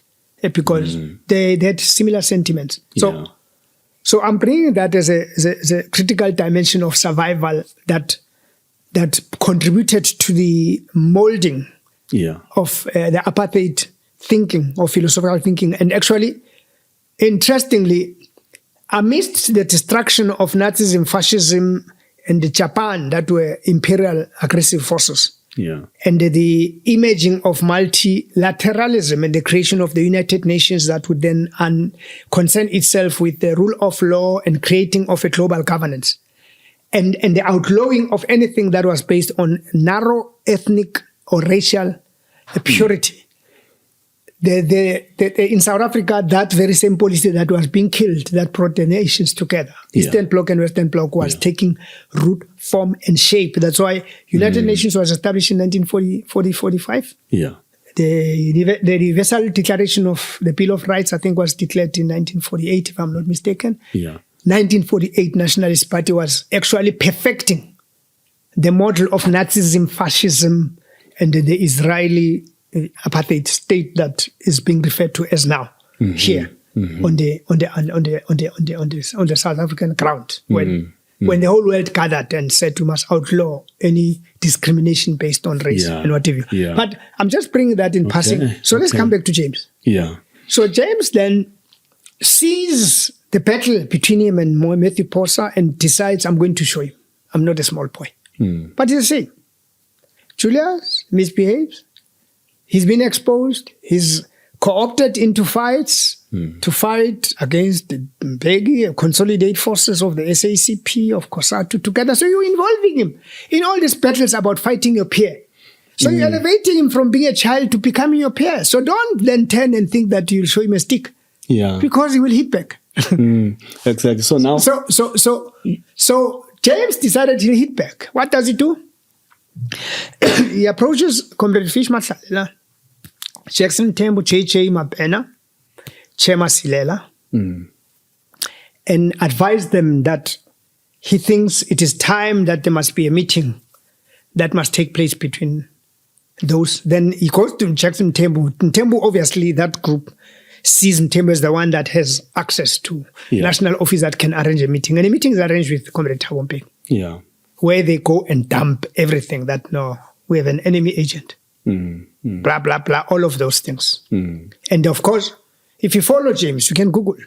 Part of what he laced his story with was the possibility of this man undermining the authority of that one, and they are building this network, which is also influential in Luthuli, the idea being to get rid of TM. And, so paranoia can clearly, I would not attribute it to Comrade Thabo Mbeki. Maybe the lobbyists felt, there's an opportunity to go for him. He comes with the leadership We don't even know. We are members of the PwC. Comrade TM comes there, I'm here to solve problems. And Comrade Matthew just has an accident. This man was lying on a bed with his head hanging up there, worried more about having survived. He had his ear chopped and he almost lost one of his limbs. Yeah, recover. When the leadership comes, it's like when people are mourning. When you have been involved in a life-threatening exercise, do you think it would be nice that you hear a meeting was convened and you have a problem and you are not there? And it is said we are going to establish a commission to investigate the problem. And some of us said, no, but what is the status of this meeting? Where does this come from? But what is it that makes the president and his leadership, and by the way, it's just after Mafikeng. Yes, because it was in 1997, I think, that Mafikeng elected a leader. We're seeing a complete shift and change of a leadership style. And how you manage. You know, managing an organization and human beings is complex. You need an element of sophistication that I always attribute. And I actually associate with the leadership of Comrade Thabo Mbeki. That is among the most advanced and sophisticated. But I think among his weaknesses was to fail to embrace the humility of Tambo and Mandela. Just a fraction of it. For you, when someone comes and tell you so and so, I think the example I made of Mandela, of calling that person and say, repeat all what you said, would have been what I do as a leader. I would do that. I've done that many times because I learned from these leaders to say, I have 2 ears. I can't just listen with the one that talks to what I want to hear. If you want to hear certain things that come when you already want to hear certain things because you already have preconceived ideas that about having a particular perception on others, it becomes easier. But when you apply, that's the reason why you have the other ear. To also have, there's what is called the inner voice, but also give room for the external voice, you know, to have a balance. So when they come and I ask, and I think that's where, I'm around that time to say, but this boy, that is now involved in such big things of big people on who replace who, and these boys, and they were dealt with it. When those two leaders became part of government, we felt their presence in a very aggressive way that our generation was not accepted. That's why you don't see our generation anywhere. And you can look in any natural organization that takes into consideration ecosystems, the osmosis and cosmology. When there's no interference of a human being that wants to dictate how an order should unfold. Because an order is something, it's a hierarchy. None of us apply to live. You cry out to a space, you find yourself living, you'll never understand how you came, where you came from, into a space you don't know. You don't also know where your spirit is going, because that's the thing we are told doesn't die. It's the body that dies and rot. But you can't then want to take charge of ecosystem, osmosis and cosmology, which is not human creation. Once you interfere with how human formations are structured in nature's own way and order. Chinese taught me a lot about the nature's own order. Once you tamper with that, you are now tampering with how the organization will form, and the ANC we have is not a direct or result of that ecosystem that we found. That ecosystem, the osmosis and cosmology, was literally, those leaders can come into a debate with me if they like. I'm ready to debate this. At any given moment, the leadership of Comrade Thabo Mbeki and leadership of Jacob Zuma destroyed the ANC. Because, starting with the one I said, they allowed a small boy that should not have even been allowed to have that opportunity to drag all people and create an impression of what that young boy would not even know, because he wasn't even there. He can't start talking about Chrisani is killing, and he wasn't there. I was there. We know what happened. He was still a young fellow that we were still grooming. He was not at a point where you could formulate an opinion that makes him an authority, that makes you make your decision there and there that I'm going to Mpumalanga to fire someone. A kangaroo court was set up. We are not saying human beings don't have mistakes. By the way, and I will be very open, among the other things that I was approached that made the leadership approach me, I think. And it shocked me because Comrade Jackson was a more older leader to me than others. They said, no, we are trying to strike a balance as well between the Highveld area that was a very important bastion. It was a very important platform of mobilization of people and has serious struggle credentials that linked with Gauteng and a whole range of other things. That's why in 1976 uprisings in Mpumalanga, Witbank exploded. But they said there's a possibility that there would be problems if someone senior is not drawn from Highveld to be part of the establishment, because you may run the risk of establishing an organization that will not be sensitive to the dynamics of Highveld, which had what we call Kharisibande, Gwandebele, and what we call Witbank region then. And therefore, it was about to strike that balance. More so because in the determination of the leadership, already Comrade Matthew Posa and Ntombi, who were originally from the Pushback area, and I would say the Lowveld, were there, and we needed to. So that is part of the balancing act. And at some point, but let me not raise that because there's also a security consideration. So there might be challenges. But you know how you manage a process, how you deal with a leader. You must expect you'll be dealt the same way. And that's what I said when I had a one-on-one with Comrade Zuma and said, you know, if you don't intervene with what Comrade TM is doing, this will happen to you or any other person. We need to stop this. A leader can't just, from that position, come down and want to resolve problems that he must actually, if he wants to intervene, call others that are spoken about for them to also come and state their case. He doesn't do that. A kangaroo court is formed, but I had all things to say. And I think that made me a very unpopular person in the leadership of those that thought we should just follow tails and not exercise our independent mind. So you can see the traces of the internal organizational problems of not managing things right in the emergence of a James Nkambule, that from that time on, that problem was elevated to him now, creating an impression that there was a coup. And he embarrassed these two leaders because they went public to talk about what they could not corroborate. They had to, with their, with tail between their legs. Comrade Steve Tshwete, may his soul rest in peace. And regrettably, after we engaged and I arranged a meeting for him, between him and Comrade Matthew Posa. I don't know where it ended, but indeed, I jokingly said to him,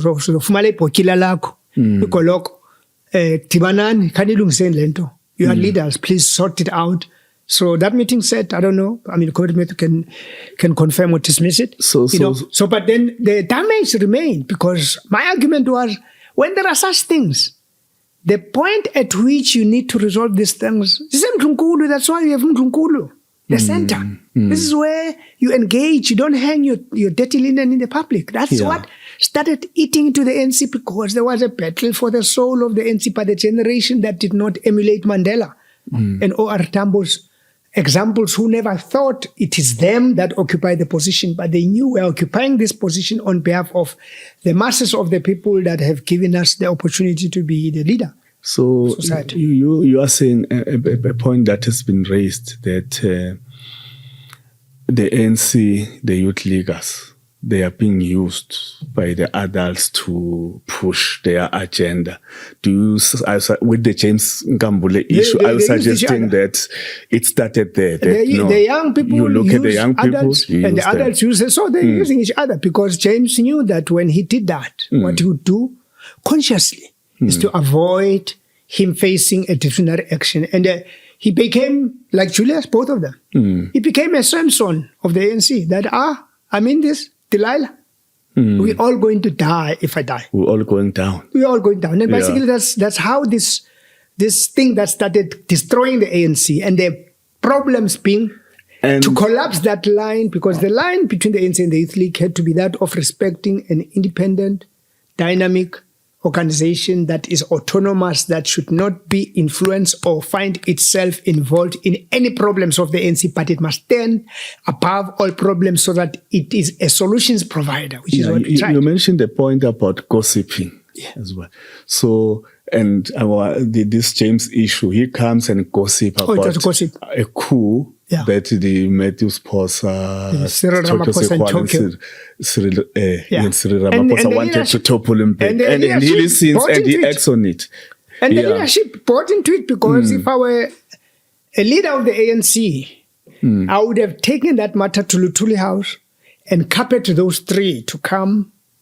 You know, you don't invite the small boy. Yeah. No. You leave him, you call the adults and say, there's something like this. Can you talk about it? You confront it. So it's constructive engagement, and you find a collective way of managing tension that would destroy the organization if you go public. They went public first and apologized after. And they used the state because it was the minister of safety and security that announced it. So you're shifting power and authority from Umdlunkulu. The state comes after the party. The party is central in leading itself and making sure that there's no tension that are divisive. Unity and cohesion has to manifest in the party.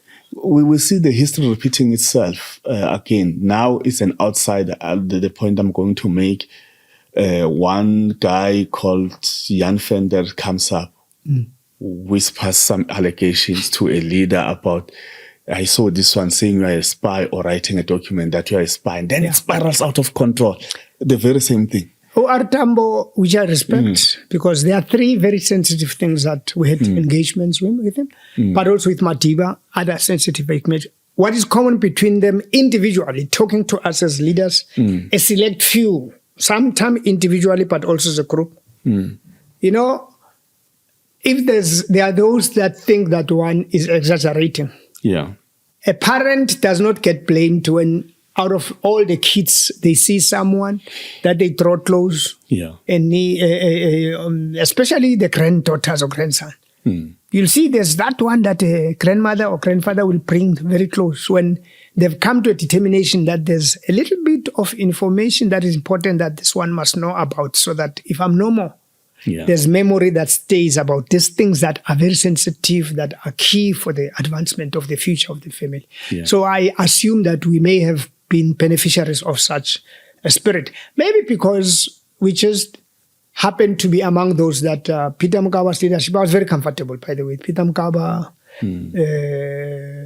If Mohale, who also having discovered that we are actually family with their mentor, their father. Their father was Peter Nchabeling. Peter Nchabeling's younger brother, Lekhatelo Albert Nchabeling, married my mom, my political mom. So I was family, and they were part of that family. And I think their closeness and proximity, if Mohale, Peter Mukaba, Forsyth Matebe at some point, Pete Matebe, Tutu Matebe, was based on the closeness they had to my Nchabeling family and lineage. And perhaps even the Robben Island experience, because both of them and the old man came from Robben Island.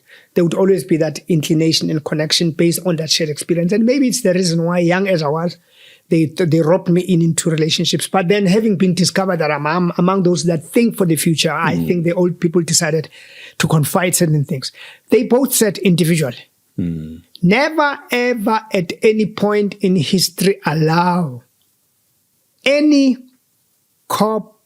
tin of worms to be open around the issue of who was spying in the ANC, because if you do that, there won't be any ANC left.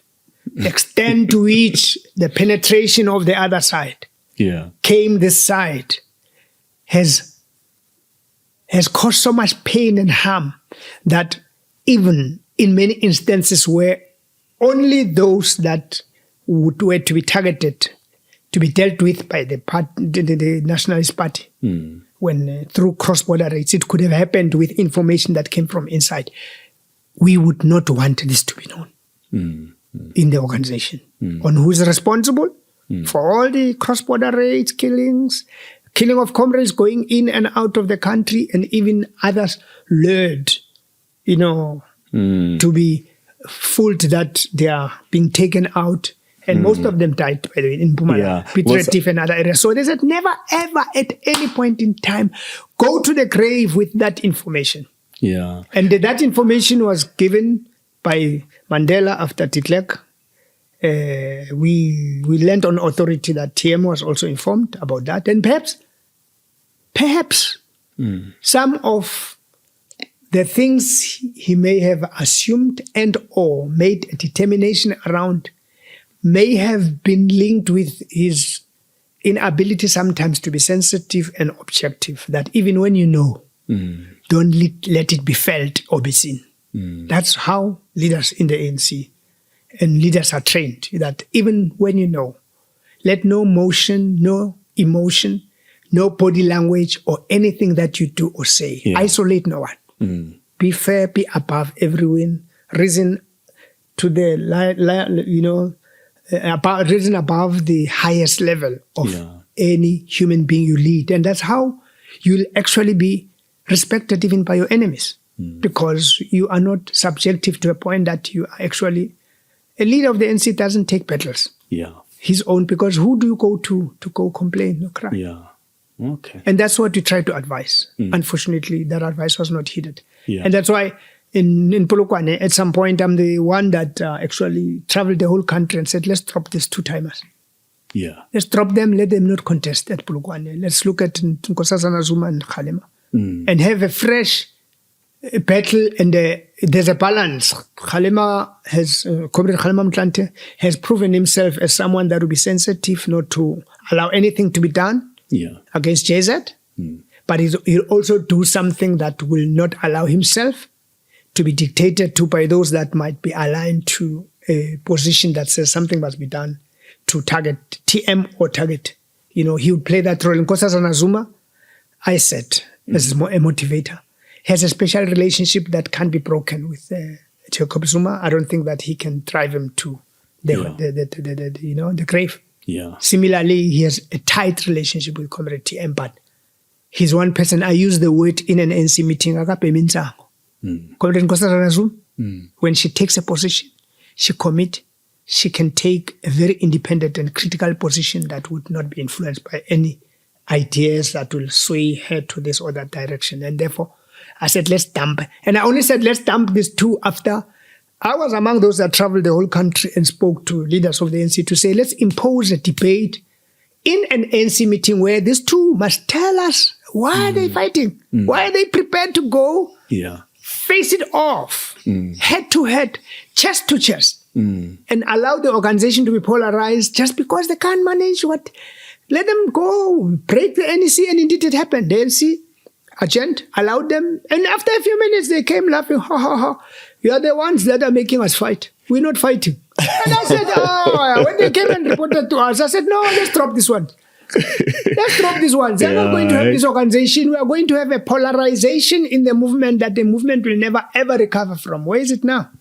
Where is it now? And you didn't get popular support. No. I was actually, my name was removed at Castle Matale's house at 2 or 3 o'clock in the morning from the candidate list of those that were for Zuma. Because I was, Nati, the late Comrade Nati, Sitle, Mbalula, Comrade Jackson Tembo, among those that interacted and said, Lassy must go to the president to apologize. And I went to Ferristown. We had an over 4 hours meeting with Comrade Zuma, where I spoke for over 90 minutes. Sorry, 90% of that time. Persuading to understand why I don't think that him and Comrade Thabo Mbeki are going to be the solution to the NC's problem. Then, and therefore, why I proposed an alternative lineup. And it was my own humble plea of saying, please, can't you guys consider, leaders consider, to step back? We'll come to you for solutions. When you are now at least able not to get your problems to be the problems of the ANC, sort them out. So the problems of the ANC arising out of those two, that can be also linked to the inability to manage transition of a former liberation movement into an organization that must operate in a space of a legalized organization that should shed the culture. You go read about what Simelane, Comrade Menzi Simelane said about what led to the dislodging of authority within the criminal justice system. And the seeds of the confusion we have now can be traced if you destabilize an institution, especially a sensitive institution like those in the criminal justice system. If you have people coming with a mind and mentality of blocking institutions not to have their own life that is aligned to the democratic change and process that is unfolding with all sensitivities, because yes, indeed, reconciliation was about not punishing, not going through the Germany, Nuremberg, whatever, trials. Yeah. But there are better ways of managing these things in the same way that leaders met and decided, no, we're not going to open a can web. Yeah. A can of worms. Yeah. You deal with things not from the dark corners of an enclave that removes itself from all the other leaders. Because when you go through what Menzies say, those who came from exile created themselves into an enclave that then wanted to manage Bogoto problems and all other problems of the execution of the struggle and all what happened in exile and with extra cautious sensitivity that undermined the unfolding democratic environment. Because when you tamper again with the ecosystem, osmosis and cosmology, you are building a rod that will destabilize the institution. So you're building a future on, a sea sand, shaky ground. Remove what is a problem, manage that, and allow leaders. That's why you have intelligence. Yeah. Allow leaders to determine the security risk of going for the big names. Let me make an example of what happened in China, how they manage the most sensitive challenge of the time. Yeah. That if they didn't manage it, we would not be talking about the modern China now. We'll be talking about a China that is divided, that probably Chiang Kai-shek would have come back and the Americans and the Western powers to destroy them. Because when you take an iota of energy of what should be part of this united and cohesive force, you divert it from the cause. Instead of the vision that takes you to light, you want to go to the backside, the exhaust. You forget about the mouth, because that's where we bring in what we breathe and what we inhale and exhale. But you end up having this headspace dominated by what comes from the backside.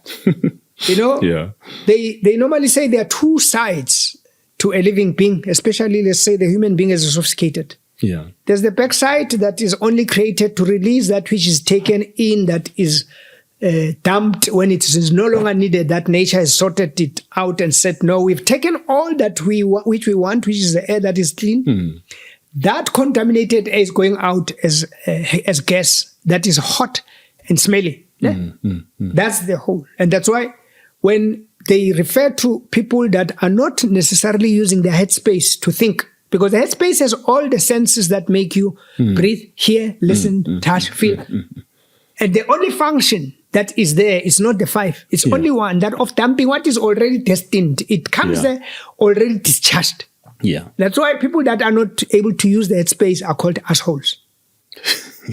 So it means the black hole has basically drilled the presence of the brain power and the function of all the other senses to a point that the functionality of thinking, of reasoning, of analyzing, it's gone. And that happens when human beings are led by assholes. That train, that journey can only go and be destined to a dark, bottomless hole. Nifan pila. Because akukho kusebenzayo that is about pointing you back to the vision. And I think that's the challenge of leadership that the country is facing. That the problems of the organization that made the backside dominate instead of the headspace became the problem of the government, where those sort of people that thought in that way were dominating and they wanted to muzzle. It's about individuals that have met and said we are threatened as a small, and they never thought about the people and the nation that we went to exile, prison, underground, fighting for, but about themselves and their own safety. The same way as others when they were called to sessions where there were engagements about the future. They whispered to say, but yes, we have struggled. But remember where you're going. The closest place where our people could go that came from exile. Chekin Pafudu as part of those that were managing, I think Comrade Jackie Selebi, Comrade Winnie Mandela, Talimpof, were part of those that were getting all names of people that needed help, that needed to be placed in homes. None of most of those that came even had a backyard room. There was no space for any one of us to sleep anywhere because the families that were there already expanded. I mean, we're 7 at home. I invited them to come here. We're 42. From the 7, 42 came out. So there were already those that were occupying the dining room where I was sleeping. So a whole lot of those that came from exile had no space even in the villages to... The closest place they could be to a place called town is Hillbrow. Yes. That's where a large number of... So do you think when some go, they go through those beautiful, sandwiched routes with beautiful shades built by the trees that are giving a guard of honor, and voila! When you think there's no structure, here's a White House, grote schuur, Tenees or wherever. There are two, there's grote schuur and Pretoria Minute. So you go in there, air-conditioned office, from the heat of the camps, mosquito-infested camps, and someone whispers in your ear, remember, yes, you fought, but you've played your part. It's time now to think about yourself.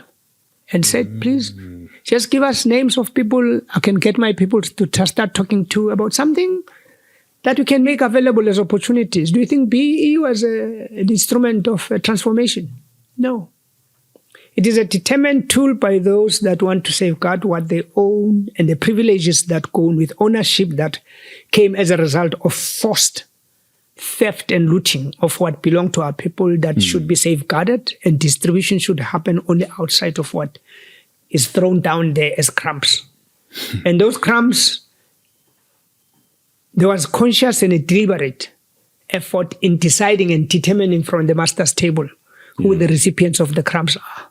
When you become a multi-billionaire, you have arrived not in relation to the 97% that is owed by the rich. Nelson Mandela, in his first meeting in the US, spoke about the 97% of what is owed. That because any sophisticated economy anywhere in the world, in a modern civilized world, is measured on the basis of what is on the stock exchange. And the ownership of the wealth of the country, 97% of it, is in the hands of a minority. One company Mandela spoke about had 75% of ownership of, I can't remember what he spoke about.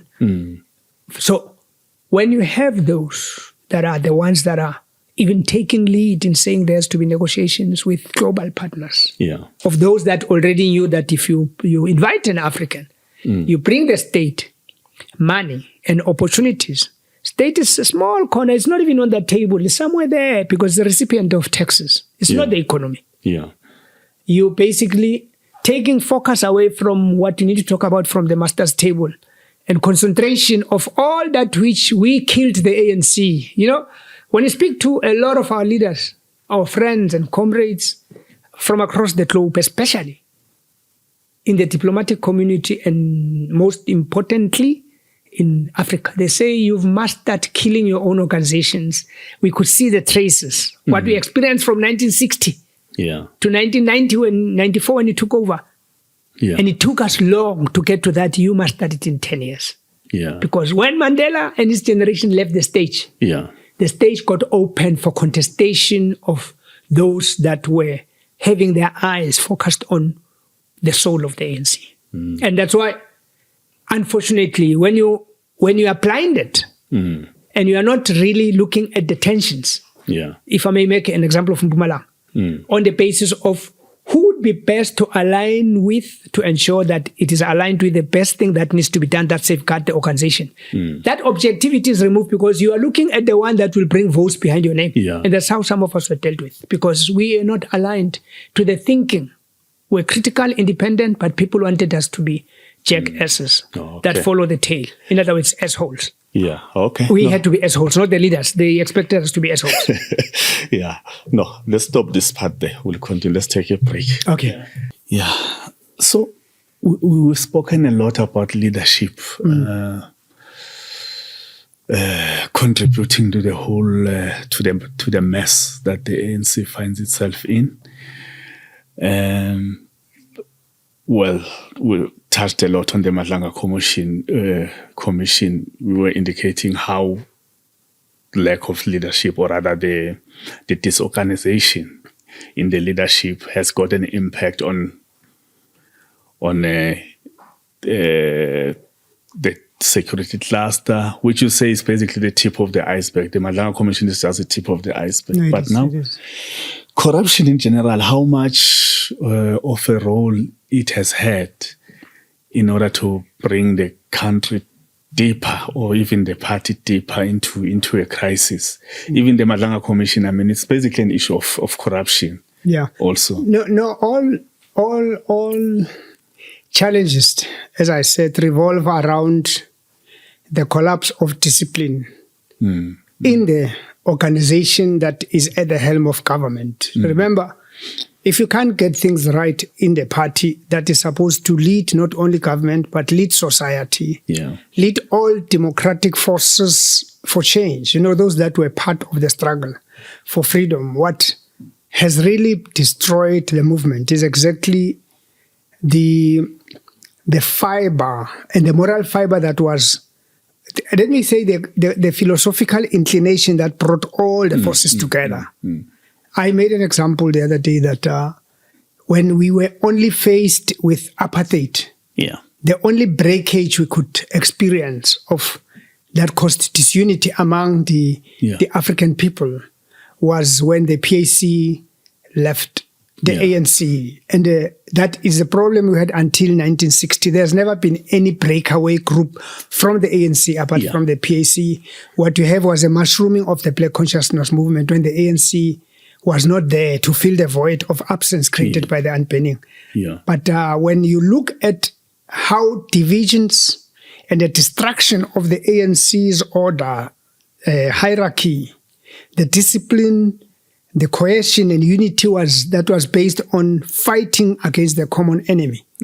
When your focus is not directed to the common enemy, you start fighting among yourselves. Your whole energy is split. It is spread. It is completely diverted away from the enemy. You focus the energy on fighting each other. That is why they normally say that when two elephants are fighting, the grass suffers. So in this instance, it is the ANC that suffers when two bulls fight. But it is not only the ANC that suffers, it is the people that have entrusted their whole hope and trust and faith in the ANC that suffer, because those that the people are looking at for leadership are no longer concerned about doing that which they are sent to do. They will focus now on their own personal battles. But it is something, again, if you can see, the question would be, but what is it that divided the ANC so much? It is the advent of the state power, the opportunities that come with the state, opportunities of a few only climbing up, being exposed to opportunities that make them live better lives. Unlike in the past when we were all equal and there was never any ranking because there was no politics of payment. So there were not politics of the stomach. There was no careerism.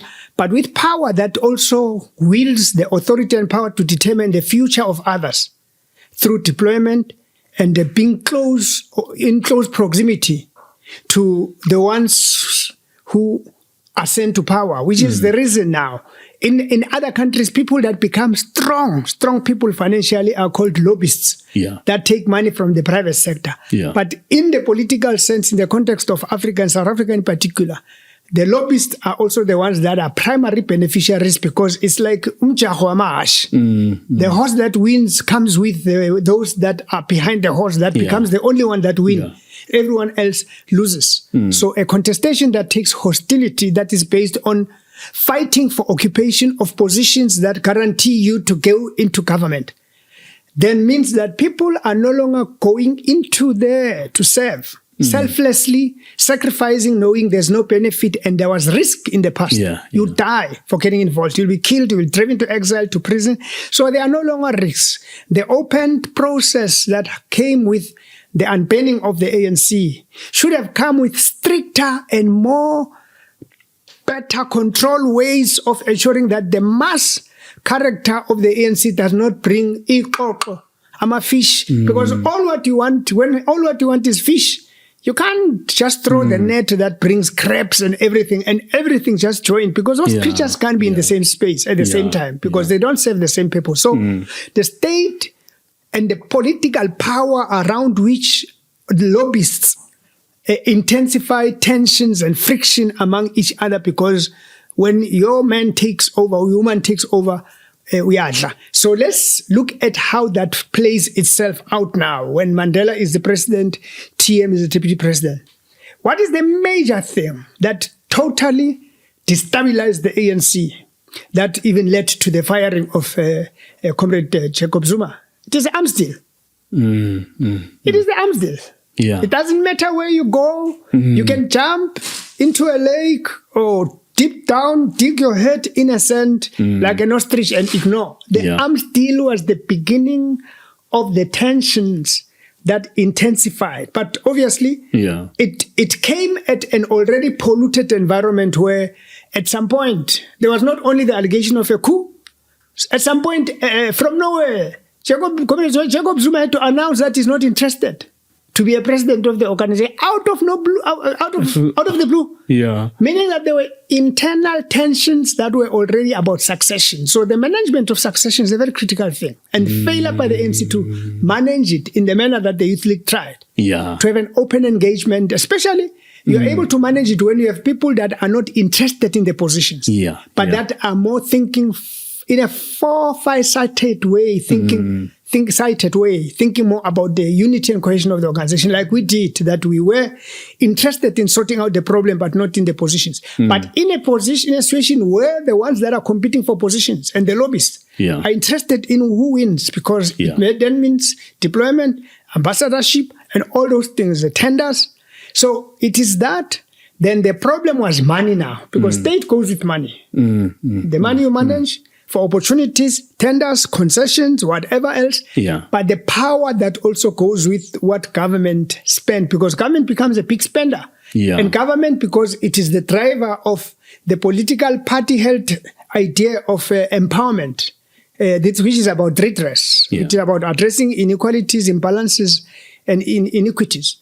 It comes automatically with a government that is geared to ensuring the redress of the historical imbalances. So state becomes a powerful force that creates opportunities for tenders. So tenders then is another thing that completely killed the ANC.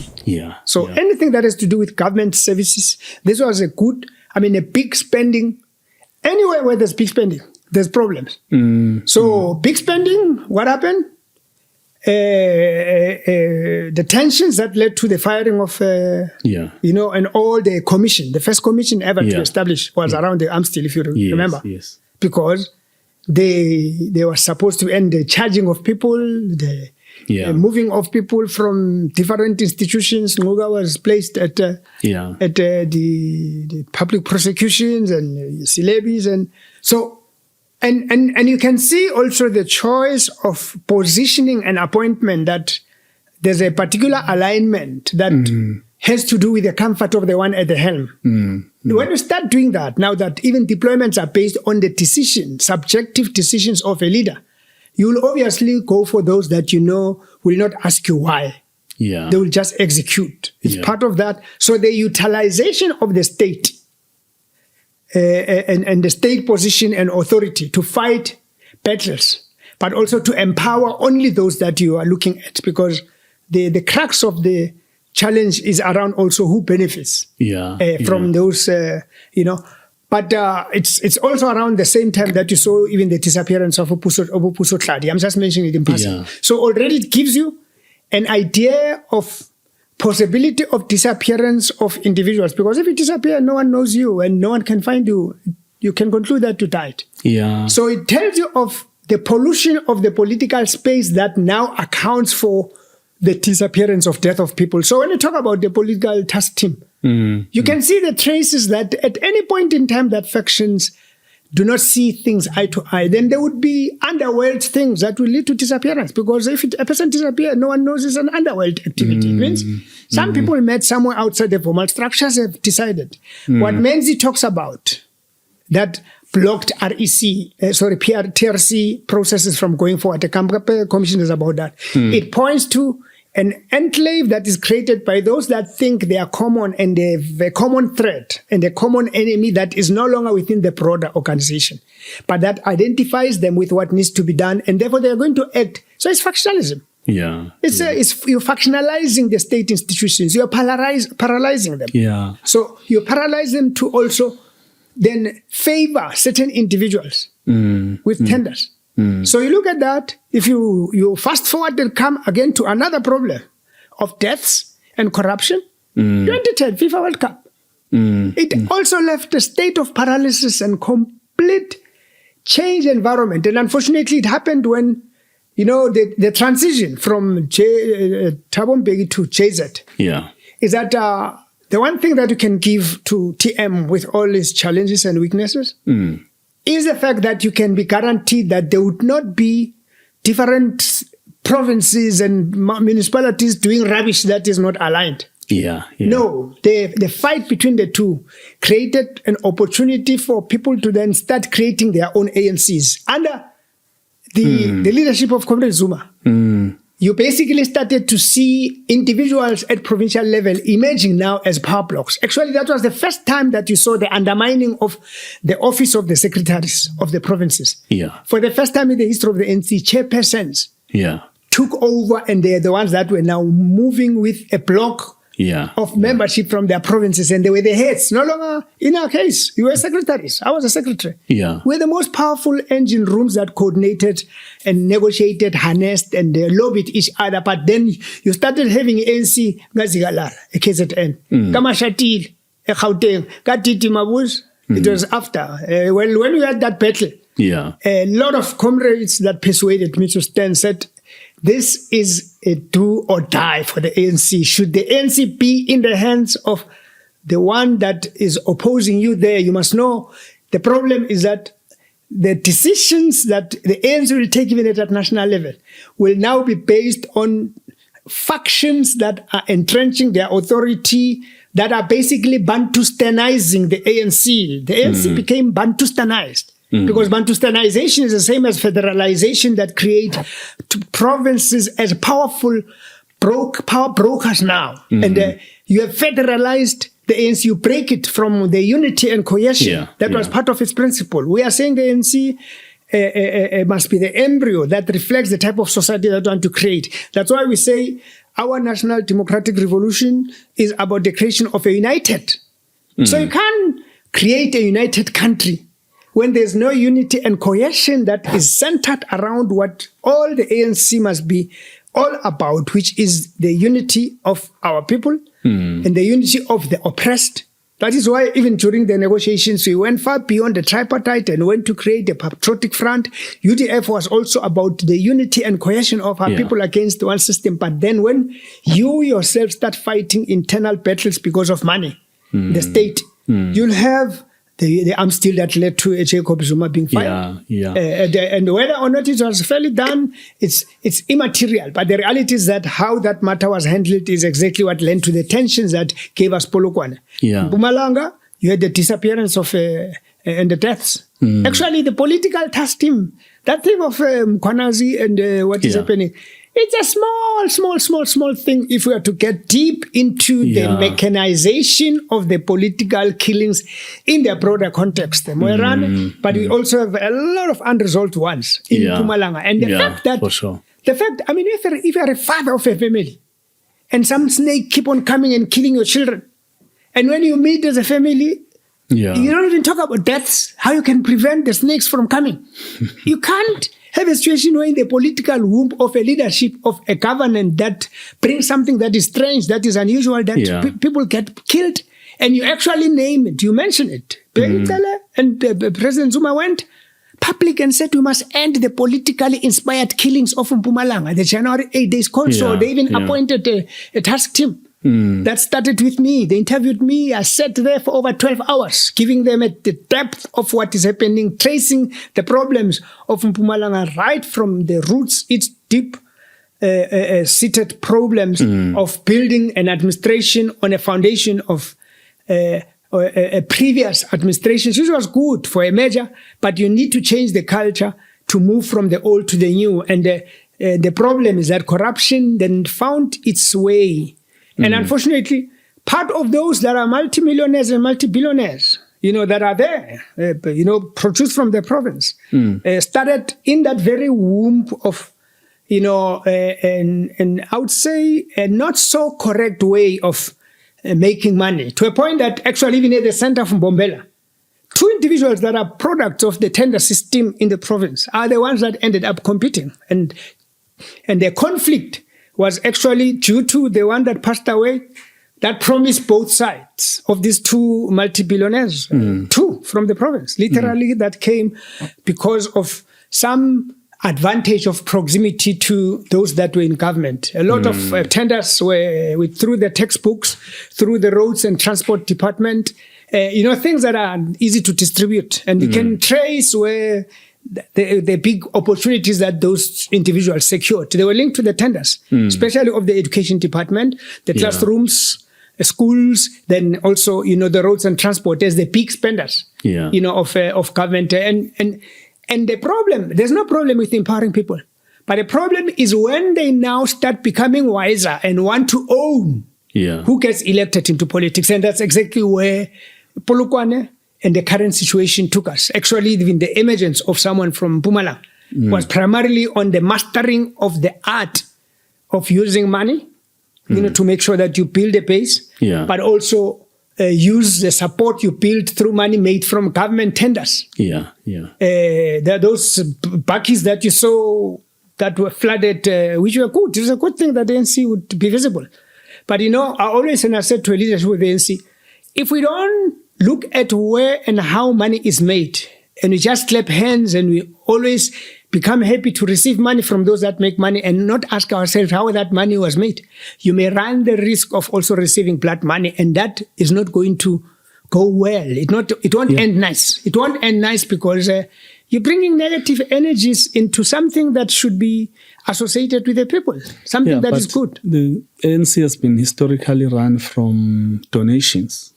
It is. Yeah. So what happens? Look, it's donations, but naturally, if people make money and they make money, okay, not necessarily that you corrupt the state and collapse the state to favor individuals that get, and by the way, they'll get 20 million, you'll get 100,000. And you'll probably get 5,000, the one that has facilitated. It's an unfair scenario, but then it makes people realize that outside, this is the quickest way of making money. I don't need to be there physically, but I need to start making my own politicians that I can influence to be there. And that's where criminality becomes, politics become criminalized.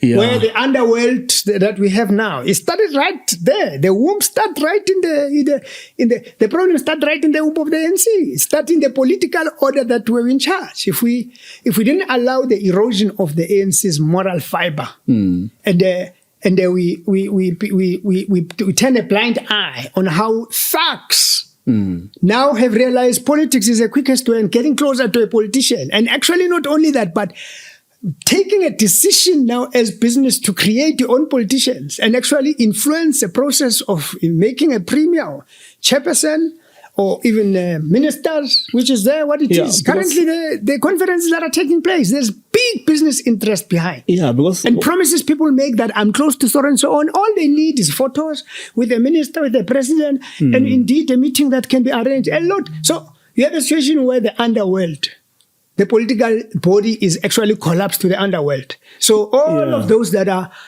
elected are actually, zombies.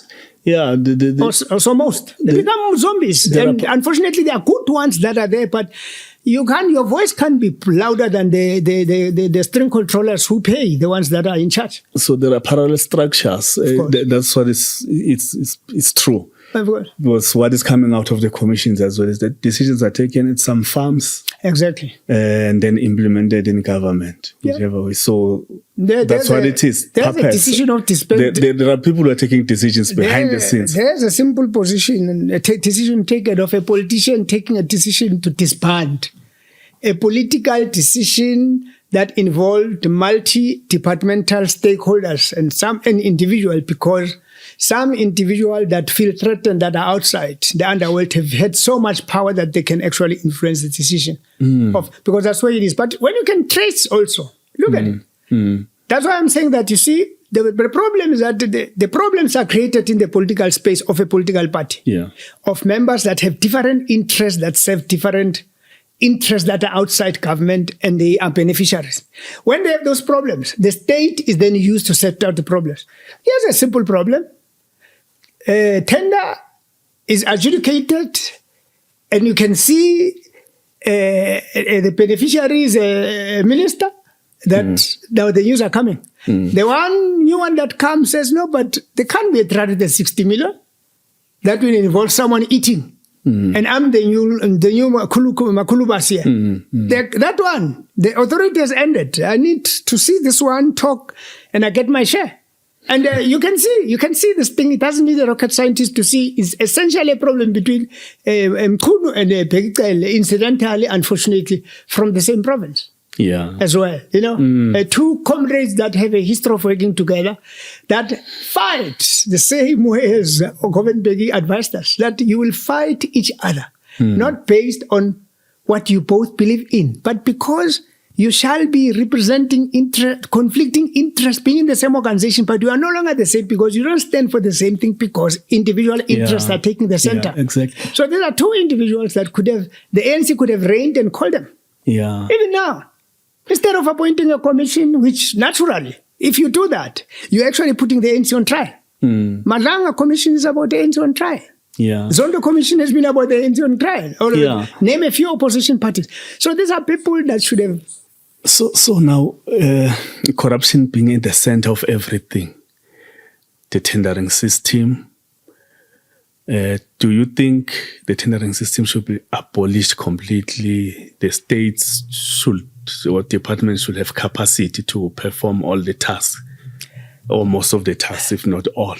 So to avoid having outside people getting money and then controlling politicians and then, destroying the whole thing. There are different mechanisms that can be used in empowering the people, because what becomes important in any situation that is like ours is redress, creating, they normally liberals call it equal opportunities for all who qualify to be able to have access to opportunities that can be, that can enable people to make, a cent or two. Let's look at what other countries have done. And China, for me, is a typical example of a destroyed nation after Mao Zedong's Cultural Revolution, and the Deng Xiaoping that takes over comes up with an intervention that was called opening up and reform. So opening up and reform was practically saying, we are a country that needs to be built against the backdrop of an international hostile environment where the Western powers under US are in the lead. Yeah. And there's an Eastern Bloc that is also providing counterbalance to the Western powers. But Deng Xiaoping said, we cannot polarize ourselves along the lines of the bipolar world. Let's find a way of bringing massive injection of capital into our own fold. South Africa missed an opportunity of mobilizing billions, if not trillions of rands into its fold because the Mandela and Oliver Tambo factor made it the second popular country in terms of concentration of embassies. A lot of embassies started to reopen after sanctions and the closure of a lot of the embassies that were about the isolation of the apartheid regime, but most after Nelson Mandela's release, massively took an interest of establishing their offices, meaning we stood a far much better chance of harnessing the energy of all these embassies from countries that want to do business with South Africa. What did China do? They identify the biggest of the biggest companies across the globe, especially in Western countries, that are linked to sectors that they identified as a priority because China was an agrarian economy. And they said for us to build an economy, a vibrant and healthy economy, we need massive funds and investments that will bring foreign direct investment. So we need to then identify a geographic area, which was the eastern coastal provinces, where Deng Xiaoping and his leadership said we are going to ensure that all these 7 areas, Shanghai being the only municipality, others were provinces, are going to be given attention that will propel them to operate in a global economic market environment where they actually compete among themselves as municipalities and provinces, collaborate, complement each other, but compete globally to all go out to the market environment and attract the huge investment, but of course on the back of the national leadership that had come with a clear plan of China's development trajectory that was a long term, because when Deng Xiaoping crafted the opening and up and reform, They looked at it on a basis of a 100 to 150-year period, but they said, let's reduce the planning cycles into 10-year cycles that is also linked to a leader. Yeah. That when a leader takes over, the leader will then be linked with the milestones that they need to deliver, that the party mandate was clear that this is what the leader will then be forced to follow as a party mandate. But what they did, which was also very creative and skillful, was to create power that was plugged in memory through think tanks. But they worked on the education system, an educational revolution that reversed the impact of the Cultural Revolution that almost destroyed China, so that educational institutions from, pre-primary, primary, secondary, but also tertiary education is also linked with the development of industry. So they were deliberate and intentional in knowing what sectors to develop. They also deliberate in spreading development across the 7 provinces, but they also identified 4 cities, Shanghai being one of them, Chongqing, Tianjin, and Beijing being the 4 municipalities given a province-type level that also made them to operate across the globe, so that huge infrastructure projects are linked with industrial development, manufacturing, but also producing for the benefit of the world, making the cost of doing business cheaper, the cost of labor cheaper, but accelerating the development of areas where the people are, because Chinese say, and Asians, including the Asian tigers, when you have authority and state power, you must know that the fundamental transformation of society must be felt not only in transforming the state and its role for it to be developmental. It must also be primarily about changing the living conditions of the people, and economic development become the engine driver that changes the living conditions, which is practically intervening in investing in huge infrastructure projects through state-owned entities that are empowered through state funding, but that also bring direct investment that comes with 10 key interventions where you attract international investors to come establish shop. Some even closed. Multi-billion rand turnover companies closed their operations and started their industries in China to produce for the world, but also massively to build the most powerful, biggest a section of entrepreneurs. Because what happened, you don't need a tender system to empower your people. You leave those very recruited big companies, multinational blue chip, multi-billion rand turnover companies that you then deliberately link with the small man and woman in the street. So we could have built the SMMEs, we could have empowered our own people through government spending. Let me just make a simple example of what government spending can do if the leadership is deliberate and conscious. You're going to pay pensioners. South Africa is one of the countries in the world that has a significant budget that goes for into the social spending. Primarily through Department of Education, Department of Health, Social Development, but also a whole lot of other interventions. Not only about recipient of grants, but your public works projects were also more about, creating employment opportunities so that money circulates in the hands of many people that can have a domino effect in improving the lives of those that have people working in their homes. So if you knew there are going to be social grants, if you knew there's going to be food parcels, if we knew we're going to build RDPs, we're going to build local community centers, halls, and it should have been deliberate to say, but you need material, you need food parcels, you need agricultural producer products. Chinese were deliberate in saying, in the entire spectrum of what you can call economic sector prioritization, make sure that in those 7 provinces and those that are outlying, the rural areas, there will always be what is, for instance, if you go to Foshan was built, it's in Guangzhou, was built on furniture manufacturing. So you already know that there's going to be a big drive when there's massive development of housing. So the consumption of your own household items must be linked with industrial development that is going to be consumed by your people. So create opportunities out of creation of industrial development. Don't rely on government as a milking cow, because if government is the only one that dishes out opportunities and decision makers are politicians, You will not be hungry, be in a position that is powerful, distribute 1 million rands, and you don't have a human factor that inspires you, or the ones that are taking decision not to take an interest in who gets the tender. And that's why compromise comes, because what you kill then is creativity and innovativeness that will come with those that have risen and have done something and that need to be incentivized by being given opportunities that make them grow bigger. Yeah. Because in this instance, an entrepreneur is made by a phone call. So-and-so, I have a proposal by so-and-so, just take it, go paste your name on that. That one we don't know, you take. But you'll not, as an originator, if you're not an originator of an idea, an innovator, you'll never implement it to the T in the manner that the creator of the idea, because you take it from face value. The other person was going to take it, and the other person's creative urge is driven by love and passion. When are you chasing after money? So it is chasing after money, chasing after positions which are material, and chasing after individuals that will make sure that as a decision maker, you also benefit. That is exactly what has really messed up this ecosystem. And therefore, this thing of tender system must be abolished. And there has to be creative. A tender system is not the only instrument that can be used. I just made an example. And if you can look at the multi-billionaires in China, I have a lot of them that are my friends. They tell you that it is owing to the party that I'm here.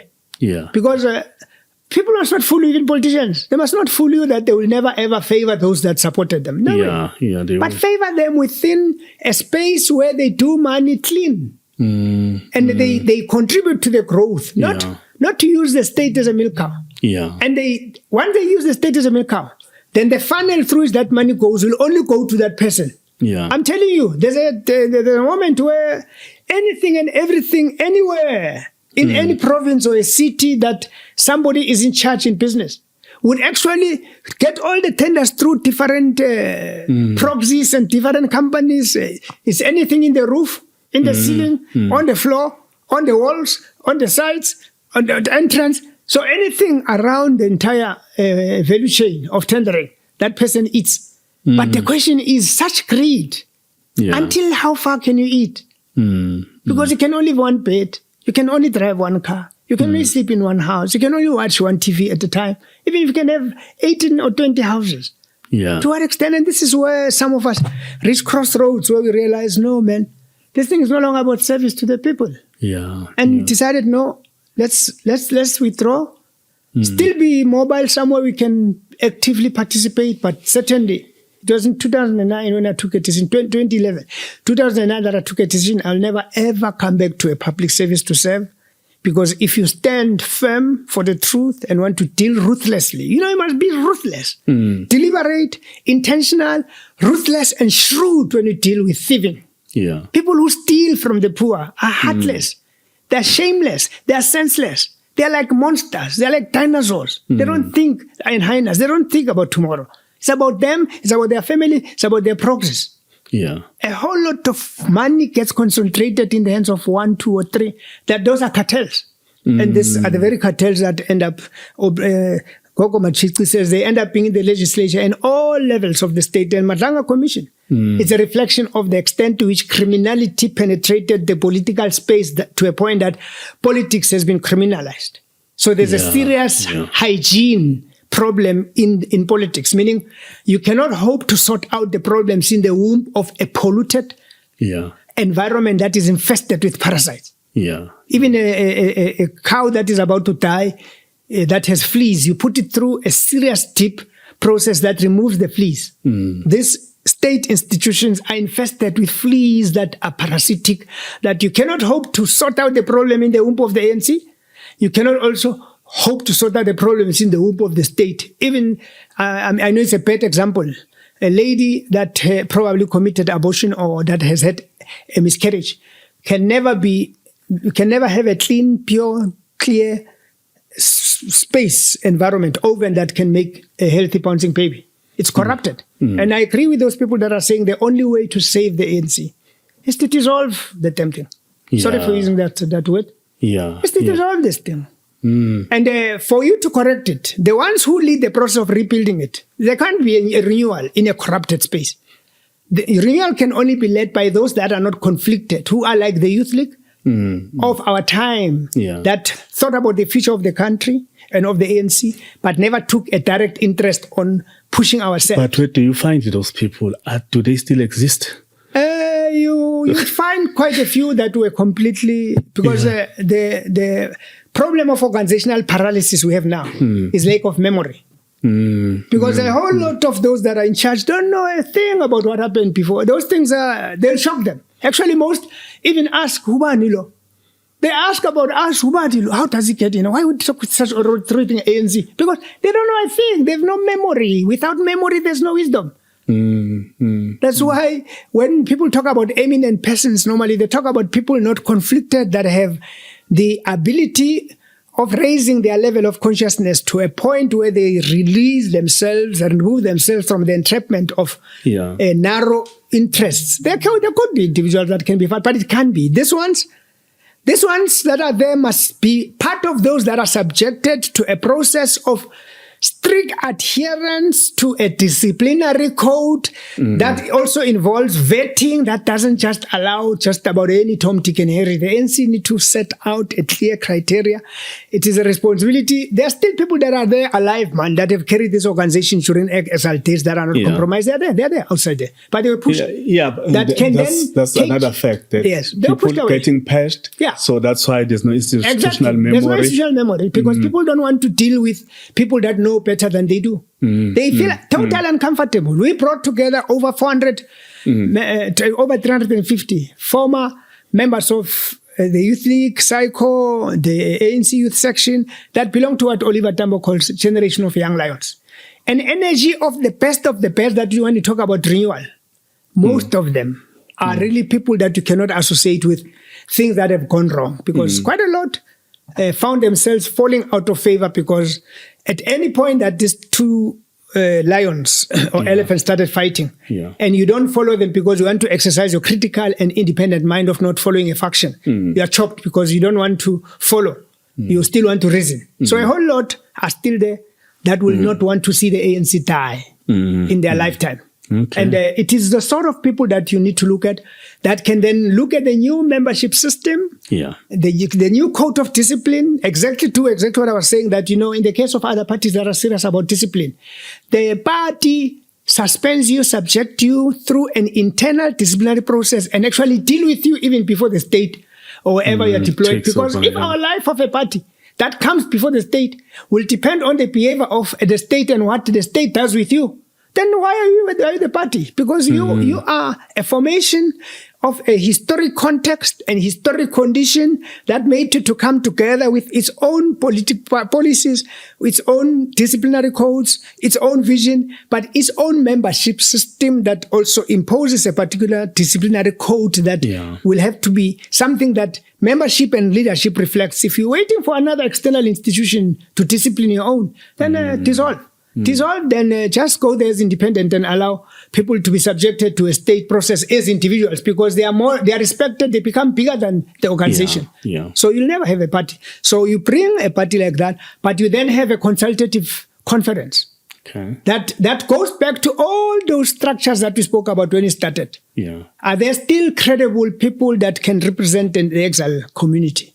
The prison community, and they have organizations. We have a body called the EPA, but they are still credible people. It's a small section that you can still bring in that will come back. Abu Comrade Lindol shop, my family shop. Even those that left with COPE and others, because that left because of the problems. You call them. There are people that you can actually invite that would, when you talk about the ANC, bring back to life the ANC of Oliver Tambo.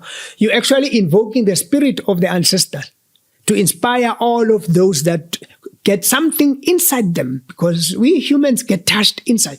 That will make them realize not in our name and not in our lifetime that the ANC will die in our hand. And therefore society that Tambo spent his life, Mandela spent his life in prison and others will collapse in our face, because the worst that can ever happen in the life of human beings is something that will happen that is unpredictable, that comes as a result of uncertainty and instability. Create exactly that, an uncertain and unpredictable environment. It is the worst because we are created differently. We should be ahead of the times and craft a society that we are able to visualize in our minds before it even comes into being, because we are sophisticated to a point that we know the impact of our action in action, non-action at all. So, or negative or positive action or inaction. So the consultative conference, at the point that the ANC was faced with crisis, there are milestone developments that came from Kabwe, that came from Rokoro. We have memory. The Joel Netitenze and Thabo Mbeki and others.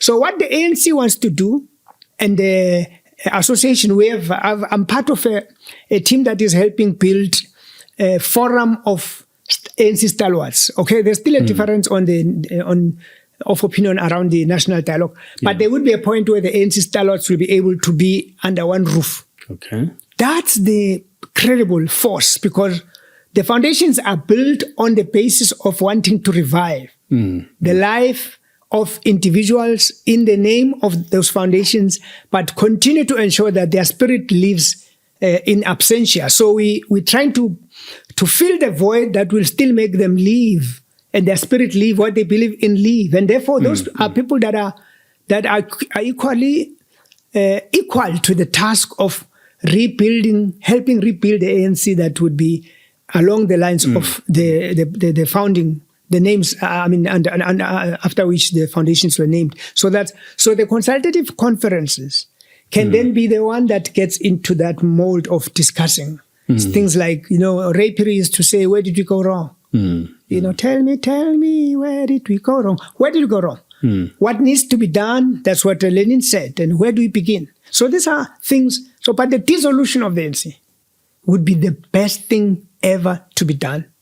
And if that doesn't happen, unfortunately, and all what is happening are the slate politics like we've just seen in Mpumalanga or Limpopo, and people conveniently say they're united when it's slate. When you have a conference that totally obliterates one section as if it never existed, like it happened in Polokwane, that you drop those that are not the winning ones and only one section wins, what will follow is the ANC that will be divided, and the ANC is going to lose elections. So whether it dissolves or not, if it doesn't turn the tide and that it doesn't only pay lip service to renewal. Renewal is a very deep process that is spiritual. It is cultural. It is not a lip service thing. If the ANC doesn't do that, it has signed its own death sentence, and we won't see the ANC beyond the 2029 elections. Yeah. So, but if you refer to the recent conferences in Limpopo and Mpumalanga, and the Eastern Cape, that is still fighting. That didn't happen. Yeah, but they were saying they were united, and the leadership was not contested. You think we can teach them better because we've been there. We know it when they say united. Because how do you talk about unity when it is one slate that wins and the other is dissolved?